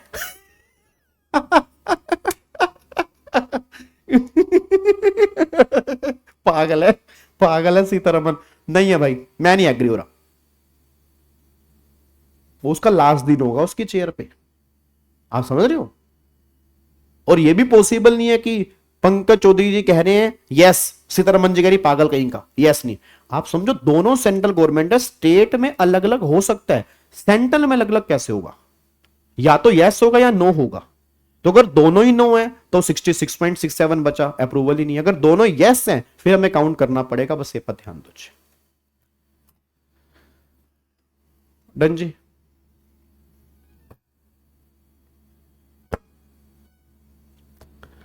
चलो आओ जी फटाफट से आओ जी।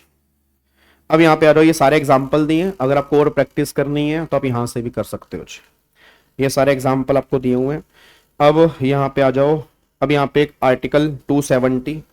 अब मेरे को सारे बच्चे बोलना टैक्सेस का डिस्ट्रीब्यूशन, ये ऐसे एग्जाम के लिए इतना इंपॉर्टेंट नहीं है, बट मेरे को सारे बच्चे बोलना जो SGST है उसका पैसा कहां जाएगा? जल्दी बोलो, उसका पैसा कहां जाएगा? स्टेट गवर्नमेंट के पास जाएगा। CGST है उसका पैसा कहां जाएगा? सेंट्रल गवर्नमेंट के पास जाएगा। अरे तो CGST है उसका पैसा सेंट्रल गवर्नमेंट के पास जाएगा, बट क्या कुछ पैसा स्टेट को भी मिलेगा? सर क्या कुछ पैसा स्टेट को भी मिलेगा? सर यूट्यूब पे हो आप तो क्या हो गया, मैंने ऐसा क्या किया? यूट्यूब पे लोग इतना कुछ कर रहे हैं, मैं तो पढ़ा ही रहा हूं हैं, मैंने तो कुछ किया ही नहीं नालायक, मैं तो पढ़ा ही तो रहा हूं। हाँ जी जल्दी बताओ फटाफट से जी, क्या सेंट्रल गवर्नमेंट के पास का उसका पैसा स्टेट गवर्नमेंट को जाएगा, बिल्कुल जाएगा। तो सीजीएसटी का पैसा सेंट्रल गवर्नमेंट के पास भी जाएगा और सीजीएसटी का पैसा भी स्टेट गवर्नमेंट के पास भी जाएगा। अब एक बच्चा कह रहा है 269A और 270 में क्या डिफरेंस है? बहुत बड़ा डिफरेंस है। आर्टिकल 270 ये बात कहता है कि जितने भी यूनियन लिस्ट के टैक्सेस हैं जो सेंट्रल लेवल के हैं वो दोनों में डिस्ट्रीब्यूट होंगे, और आर्टिकल 269A जो है वो सिर्फ आईजीएसटी के अपोर्शनमेंट की बात कर रहा है, और आईजीएसटी का अपोर्शनमेंट तो होना ही है भाई। आईजीएसटी के दो टुकड़े होंगे, सीजी और एसजी। अब जो सीजी को मिला आर्टिकल 270 कह रहा है उसका भी डिस्ट्रीब्यूशन होगा, यह आर्टिकल 270 है। तो सिंपल सी बात ये निकल के आ रही है कि जो लिस्ट 1 में टैक्सेस आते हैं, फॉर एग्जांपल इनकम टैक्स हो गया, कस्टम ड्यूटी हो गया, एक्साइज ड्यूटी हो गया, वो सारा पैसा सेंट्रल गवर्नमेंट का नहीं है, उसमें कुछ पैसा स्टेट गवर्नमेंट को भी डिस्ट्रीब्यूट किया जाएगा। ये बात आर्टिकल 270 में लिखी है। ठीक है जी। प्रखर ये क्लास लाइव चल रही है सर? नहीं, ये 1.5 साल पहले रिकॉर्ड की थी, मेरे को लगा डाल देता हूं। ठीक है। अब यहाँ पे देखो वही बात मैंने यहाँ पे एग्जांपल के माध्यम से लिखी है कि सिंपल सी बात है, जो भी आपके टैक्सेस यूनियन लिस्ट में है वो तो डिस्ट्रीब्यूट हमें करने ही करने हैं। मतलब ऐसा नहीं है कि सेंट्रल गवर्नमेंट के ही है, सेंट्रल गवर्नमेंट को स्टेट गवर्नमेंट को भी हिस्सा देना पड़ेगा। अब सीजीएसटी माना आपने सेंट्रल गवर्नमेंट को दिया, बट उसमें से कुछ हिस्सा आपको स्टेट गवर्नमेंट को भी देना पड़ेगा, वो ये बात गवर्नमेंट कहना चाह रही है।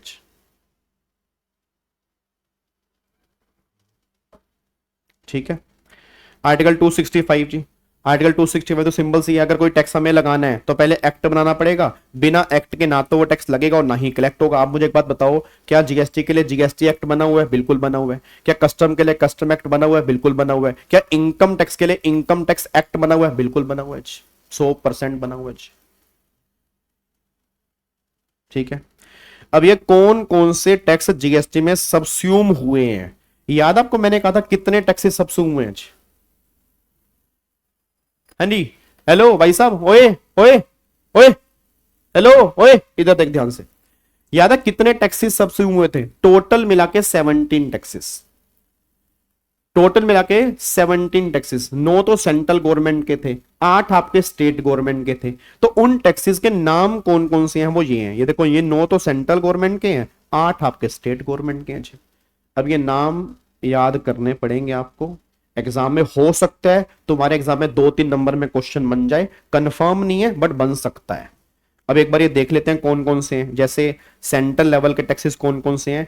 टैक्स ऑन सेल और परचेज ऑफ न्यूज़पेपर, पहले लगता था, अब ये खत्म हो गया। फिर एक्साइज ड्यूटी, मेडिसिनल और टॉयलेटरीज प्रिपरेशन, इस पे लगती थी, अब ये खत्म हो गई। एडिशनल ड्यूटी ऑफ एक्साइज पहले लगती थी, अब ये खत्म हो गई। एक्साइज ड्यूटी पहले लगती थी, अब ये खत्म हो गई। सर्विस टैक्स पहले था, अब ये खत्म हो गया। एक काउंटर वेलिंग ड्यूटी, याद करो कस्टम के अंदर मैंने कहा था, पहले थी, अब ये खत्म हो गई। फिर कुछ सरचार्ज और सेस थे सेंट्रल लेवल के, वो खत्म हो चुके हैं। कुछ कस्टम की एडिशनल ड्यूटी होती थी, पहले लगती थी, अब वो खत्म हो गई। फिर सीएसटी पहले था, अब वो खत्म हो गया। ये टैक्सेस, 9 टैक्सेस ऐसे थे जो पहले लगते थे, अब ये खत्म हो चुके हैं। हाँ, ये रटनी पड़ेगी भाई, मानो यार, ये रटनी। देखो इसके लिए मैं एक तरीका तो मैं बता सकता हूं, जिसको ये लिस्ट याद नहीं होती ना, एक तरीका मेरे पास है। सुबह उठ के 7 बादाम, 4 अखरोट भिगो, रात को भिगो के रखने हैं, और सुबह उठ के छिलके उतार के वो खाने हैं। तो अगर आप 15-20 दिन आप ये अगर रूटीन फॉलो करेंगे ना, तो चीजें ऑटोमेटिकली आपको याद होना स्टार्ट हो जाएंगी। यही इसके अलावा और कोई तरीका वैसे है नहीं है। तो ये तरीका आप अगर आप फॉलो करेंगे तो चीजें ऑटोमेटिकली आपको याद हो जाएंगी। तो 7 तो 8 9 तो यही है, और 8 हमारे ये भी हैं। ठीक है जी, 8 हमारे ये भी हैं। अब देखो यहाँ पे कौन कौन से हैं। यहाँ पे वैट हो गया, एंट्री टैक्स हो गया, परचेज टैक्स हो गया, लग्जरी टैक्स हो गया, एंटरटेनमेंट टैक्स हो गया, टैक्स ऑन एडवर्टीजमेंट हो गया, फिर स्टेट लेवल के सेस और सरचार्ज हो गया, और लॉटरी बैटिंग गैम्बलिंग पे लगने वाला टैक्स हो गया। ये भी अब आपके सबस्यूम हो चुके हैं, बस ये पर ध्यान दो। ठीक है जी, चलो अब अगले पॉइंट पर आओ जी। अब कौन कौन से टैक्स सबस्यूम नहीं हुए? अच्छा, क्या जीएसटी आने के बाद सभी के सभी टैक्सेस सबस्यूम हो चुके हैं, या अभी भी बहुत सारे टैक्सेस हैं? अभी भी बहुत सारे टैक्सेस हैं जी। अब देखो यहां पर कौन कौन से हैं, जैसे export duty, anti dumping duty, safeguard duty, ठीक है, उसके बाद फिर बेसिक कस्टम ड्यूटी, फिर एक्साइज ड्यूटी जो लीकर पे लगती है या पेट्रोल पे लगती है, ये अभी भी है जी।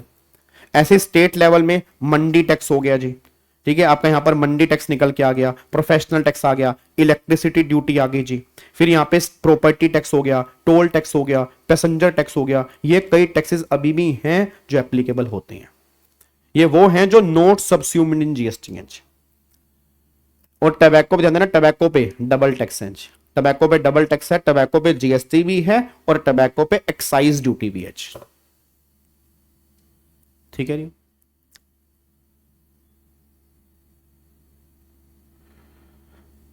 अब यहां पे देखो जी, ये वाला क्वेश्चन तुम्हारे एग्जाम के अंदर बन चुका है जी। ये वाला क्वेश्चन सीए और सीएस दोनों के एग्जाम में क्वेश्चन बन चुका है।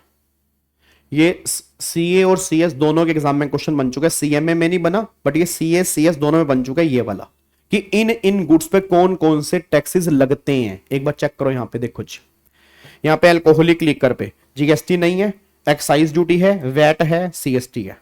अच्छा, ओपियम, इंडियन हेम्प, नार्कोटिक्स, ये क्या होते हैं आपने कई बार देखा होगा ना।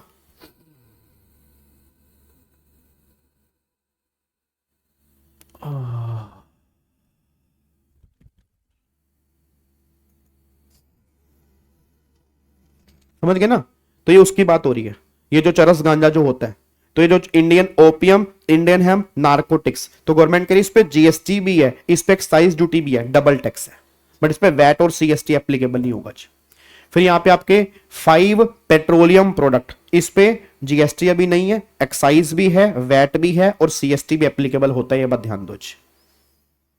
ठीक है जी। उसके बाद देखो आगे टबैको एंड टबैको प्रोडक्ट, तो टबैको पे जीएसटी भी है, टबैको पे एक्साइज भी है, बट टबैको पे वैट और सीएसटी नहीं है। और जितने भी अदर गुड्स हैं इन पे सिर्फ जीएसटी एप्लीकेबल होता है, क्योंकि बाकी टैक्सेस तो यहां पे खत्म हो चुके हैं, सिर्फ यहां पे जीएसटी एप्लीकेबल होगा, यह बात ध्यान देना चाहिए। क्या बात समझ में आ रही है? हाँ, लॉटरी और गैम्बलिंग पर पहले लगता था, अब जीएसटी है। लॉटरी और गैम्बलिंग पर अब सिर्फ जीएसटी है। डन। चलो अब अगले पॉइंट पर आओ जी। अब ये जीएसटी आने से गवर्नमेंट को क्या फायदा हुआ, बिजनेसमैन को क्या फायदा हुआ, कंज्यूमर को क्या फायदा हुआ, वही बेसिक बेसिक बातें जी। सीएसटी मतलब मेरे बच्चे सेंट्रल सेल्स टैक्स। अगर सेम स्टेट में सामान बेचते थे तो वैट लगता था, दूसरी स्टेट में सामान बेचते थे तो वहां पर सीएसटी लगता था जी। ठीक है जी।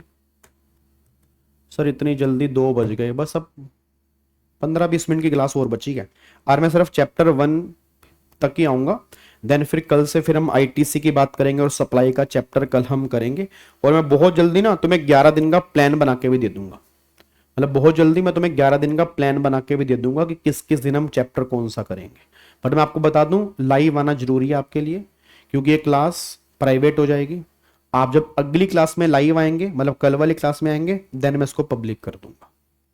ठीक है, तो मुझे कोई दिक्कत नहीं है, मुझे प्राइवेट करने का शौक नहीं है, बट मैं चाहता हूं कि कई बार ना तुम डंडे से ही मानोगे, क्योंकि जब तुम्हें थोड़ा प्रेशर दूंगा ना तभी तुम यहाँ पे आके बैठोगे, नहीं तो फिर तुम अपनी लाइफ अपने तरीके से जी रहे हो, वो मुझको दिक्कत दे रही है। ठीक है, चलो अब अगले पॉइंट पर आओ फटाफट से। अब यहाँ पे देखो क्या क्या बेनिफिट्स है, गवर्नमेंट है, बिजनेसमैन है, कंज्यूमर है, तो क्या क्या बेनिफिट होने वाला है। अब गवर्नमेंट को जीएसटी का क्या क्या फायदा है, तो पहली बात unified common national market, export को बूस्ट मिलता है, मेक इन इंडिया को बूस्ट मिलता है, गवर्नमेंट का रेवेन्यू बढ़ता है, ये फायदे हैं गवर्नमेंट को। अच्छा, बिजनेसमैन को क्या फायदे होते हैं, सिंपलर टैक्सेशन सिस्टम, सबसे बड़ा झूठ, कोई सिंपलर विंपलर सिस्टम नहीं है, अब धीरे धीरे हो रहा है, बट जब जीएसटी स्टार्टिंग में आया था तब नहीं था।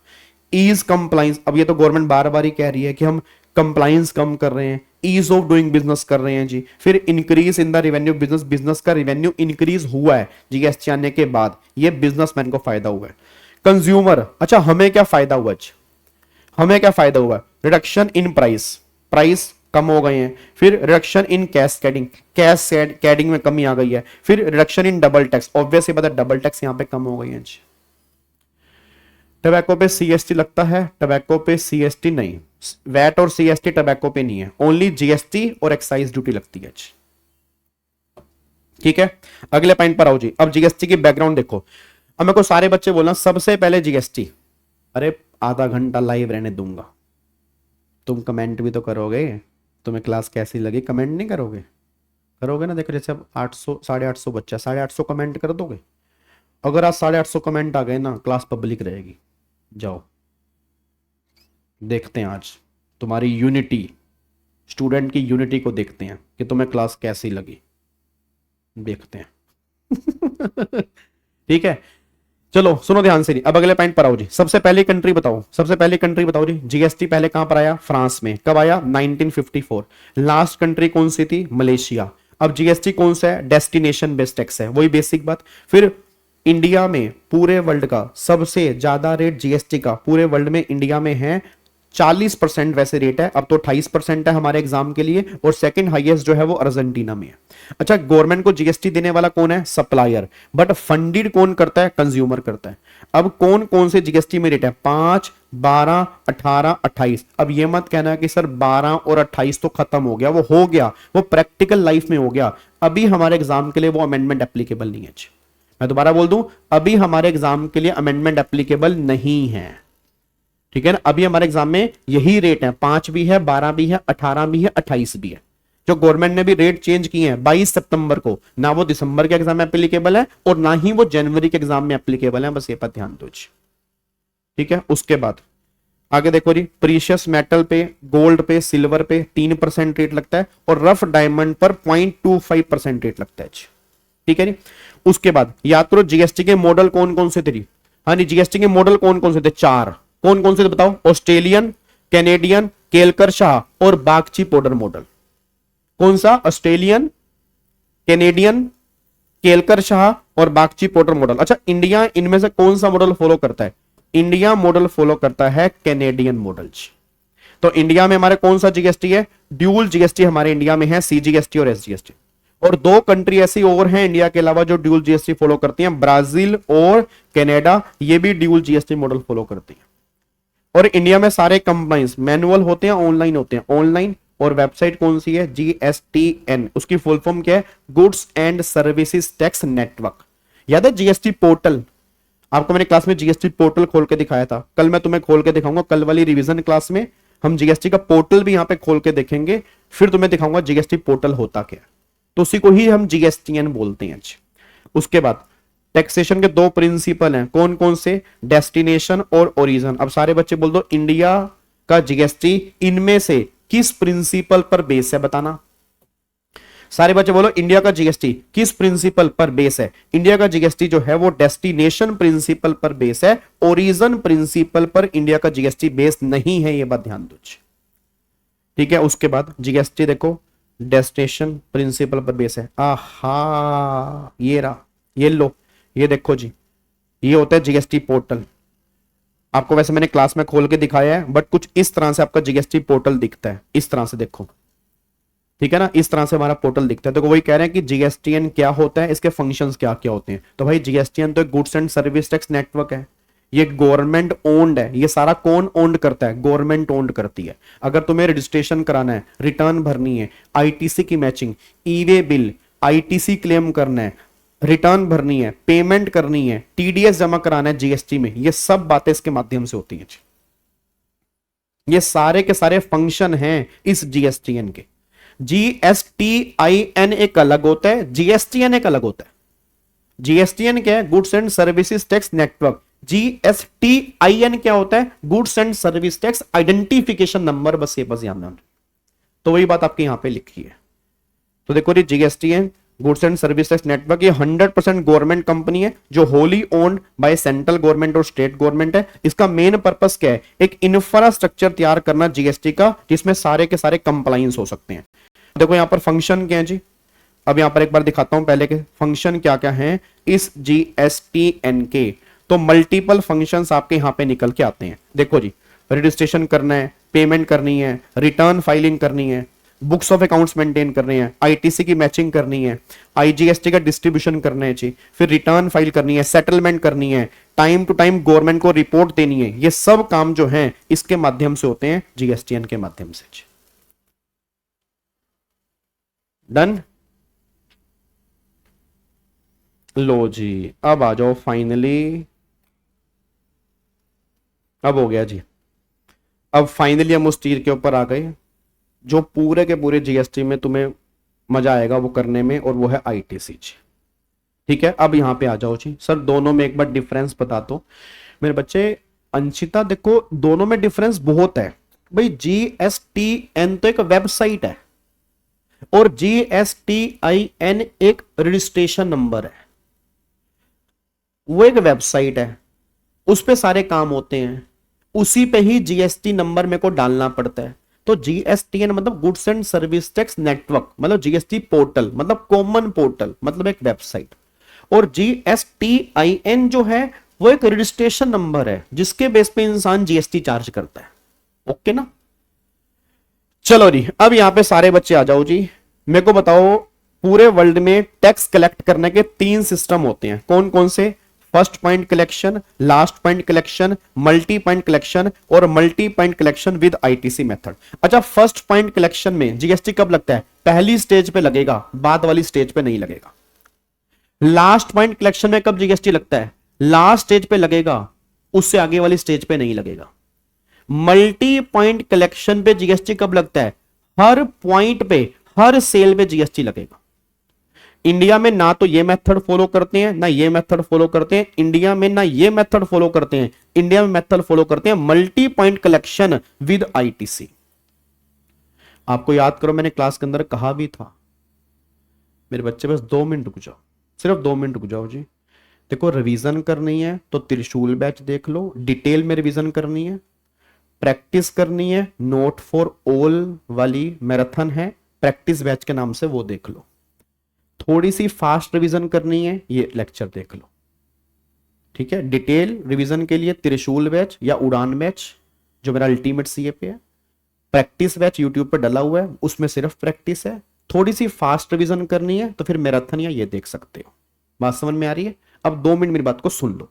अब एक बात मेरे को बताना, याद आपको मैंने क्लास के अंदर कहा था ये मेथड इंडिया में फॉलो नहीं होता क्योंकि यहां पे कोई रेवेन्यू नहीं आता। ये मेथड फॉलो नहीं होता क्योंकि यहां पे टैक्स इवेजन होती है, क्योंकि लास्ट पॉइंट पे टैक्स है, पहले पॉइंट पे कोई टैक्स ही नहीं है। और मल्टी पॉइंट कलेक्शन एक ऐसा मेथड था जो गवर्नमेंट लेकर तो आ गई थी, बड़े सबसे गंदा मेथड था। याद है मैंने क्लास के अंदर कहा था जब मल्टी पॉइंट कलेक्शन आया, सर अगर हर सेल पे टैक्स लगेगा, अब सोचो कस्टमर का हाल क्या होगा। सर कस्टमर के मुंह से आवाजें आती थी, उई उई उई उई उई। जब इंजेक्शन लगता है तो आप ऐसे करते हो ना, ऐसे करते हो ना, आपके एक्सप्रेशन होते हैं ना, वही सेम हरकतें होती थी मल्टी पॉइंट कलेक्शन के अंदर। आप समझो यार, जब हर सेल पे टैक्स लगेगा तो कितनी बड़ी प्रॉब्लम होगी। मतलब ए ने बी को सामान बेचा, बी ने सी को सामान बेचा, सी ने डी को सामान बेचा, डी ने ई को सामान बेचा, हर पॉइंट पे टैक्स लग रहा है। फिर कमाल की बात, कोई ITC नहीं मिल रहा। फिर कमाल की बात, जो पिछला टैक्स है वो अगली कोस्ट में जुड़ रहा है, फिर टैक्स पे टैक्स लग रहा है। यही तो कैस्केडिंग था। जो बच्चा कहता है ना सर कैस्केडिंग होता क्या है, मेरे बच्चे कैस्केडिंग का मतलब यही होता है कि जो पहले टैक्स लगा उसको अगली बार की अगर कॉस्ट में जोड़ देंगे तो वही कैस्केडिंग बन जाता है। और उसी कैस्केडिंग को खत्म करने के लिए फाइनली गवर्नमेंट लेकर आई थी multi point collection with ITC method, जो हम इंडिया में फॉलो करते हैं जी। ठीक है जी, अब देखो यहां पर जी, ये वही फर्स्ट पॉइंट कलेक्शन यहां पे लगेगा और कहीं नहीं लगेगा। ये मेथड हम फॉलो नहीं करते, इसको याद करने की जरूरत भी नहीं है जी। उसके बाद यहां पे देखो जी, लास्ट पॉइंट कलेक्शन यहां पे लगेगा, आगे नहीं लगेगा, सिर्फ यहां पे लगेगा। ये मेथड भी हम फॉलो नहीं करते, यहां पे टैक्स की चोरी होने के चांसेस हैं।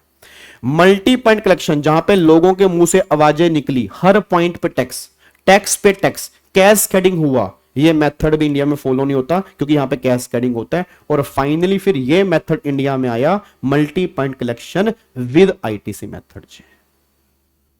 क्या बात समझ में आ रही है? और यही मेथड है जहां से हमारी ITC की स्टार्ट हो रही है। और ये तुम में से ही कोई बच्चा होगा जो ITC की फुल फॉर्म लिख रहा है, इनकम टैक्स क्रेडिट। हे भगवान, या तो इस बच्चे को पास तूने कर दिया हो तो अच्छी बात है, नहीं करा तो भगवान कई बार गलतियां अनजाने में ही हो जाती हैं। हे भगवान, ये कहीं पेपर में इनकम टैक्स क्रेडिट ना लिखा है भगवान, क्योंकि मैंने क्लास में इनपुट टैक्स क्रेडिट लिखवाया हुआ है। अबे नालायक कहीं का कौन, एक तो पता नहीं, एक तो कैसे, मैं समझ नहीं आता क्लास में कैसे बच्चे लिखते हैं। कई बार नींद में कई बार नींद भी आ जाती होगी, वैसे इसमें कोई बुरी बात नहीं है। यहाँ पे इनपुट टैक्स क्रेडिट आएगा जी, इनकम टैक्स क्रेडिट बताओ। इनकम टैक्स क्रेडिट लिख रखा है यार, बताओ यार बच्चे ने यार, क्या यार खतरनाक हो यार तुम यार, सही में यार। बेटा तुम में से कोई बच्चा होगा ना जिसने नोट्स बनाए होंगे, उसके नोट्स मैंने ले लिए होंगे। मेरी तरफ मत देखो, मैंने नहीं लिखे ये ना, क्लास में मैंने सही लिखवाया था। ये तुम में से किसी बच्चे की हरकत है, इनकम टैक्स क्रेडिट लिख रखा है नालायक।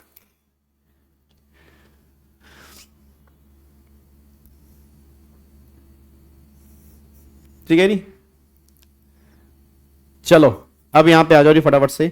तो अब यहां से फिर हम कल वाली क्लास में समझेंगे कि आईटीसी क्या होता है, और कल वाली क्लास में फिर हम यहाँ पे चैप्टर नंबर 2 भी स्टार्ट कर देंगे जी। ठीक है, तो आज हम यहीं तक करते हैं, आज हम यहीं तक करते हैं। आई होप आपको समझ में आई होंगी चीजें। आज हमने वैसे कुछ खास तो नहीं किया, बट बहुत सारी बेसिक बेसिक बातें हमने समझी हैं। और बहुत बहुत धन्यवाद आप सबका, बहुत बहुत शुक्रिया आप सब यहाँ पे आए। बस आपने डेली ऐसे ही यहाँ पे आना है, और आप सारे बच्चे कमेंट करके जरूर बताएंगे आपको ये सीरीज से क्या उम्मीद है, सीरीज का पहला सेशन ने आपकी कितनी उम्मीद पूरी की है, और आने वाले बहुत सारे सेशन अभी आपके लिए हैं। कल हम मिलेंगे सेम टाइम पर 12:30 बजे YouTube पे लाइव ही मिलेंगे। कल भी हमारी फेस टू फेस क्लास नहीं होगी, कल भी हमारी सिर्फ YouTube पे होगी। संडे को आपकी कोई क्लास नहीं होगी, अगर होगी तो मैं कल आपको बता दूंगा। फिर हम मिलेंगे मंडे कुछ। क्या बात समझ में आ रही है? बहुत बहुत धन्यवाद, बहुत बहुत थैंक यू सो मच। जय हिंद। अब अगर मैं इसको प्राइवेट कर दूं तो बुरा मत मानना, पब्लिक कर दूंगा। जब तुम कल लाइव आओगे, मैं मुंह पे कह रहा हूं पब्लिक कर दूंगा, मुझे कोई दिक्कत नहीं, मुझे प्राइवेट करने का बिल्कुल शौक नहीं है। आधे पौने घंटे तक ये पब्लिक है। कमेंट करो, हर ग्रुप में इसको शेयर करो ताकि सारे बच्चे इसको देखें। Thank you so much. जय हिंद, God bless you, love you all. हाँ, आगे आगे टाइम बढ़ा सकते हैं, कोई दिक्कत नहीं। अगर मेरे को लगेगा नहीं हो रहा, हम टाइम बढ़ा देंगे, तुम टेंशन मत लो बिल्कुल। तो मैं रिवीजन बहुत बढ़िया करवा दूंगा, चाहे मेरे को छोटी मैराथन भी लेनी पड़ गई ना 6 घंटे की लास्ट में, तो भी ले लूंगा। बट मेरी स्पीड फास्ट नहीं होगी, मतलब तुम्हें मजा आएगा जीएसटी समझने में, ये बात ध्यान देना। ठीक है, thank you so much, bye bye जी। हाँ हाँ, अमेंडमेंट सारी बीच में होंगी जी, अमेंडमेंट सारी बीच में होंगी जी।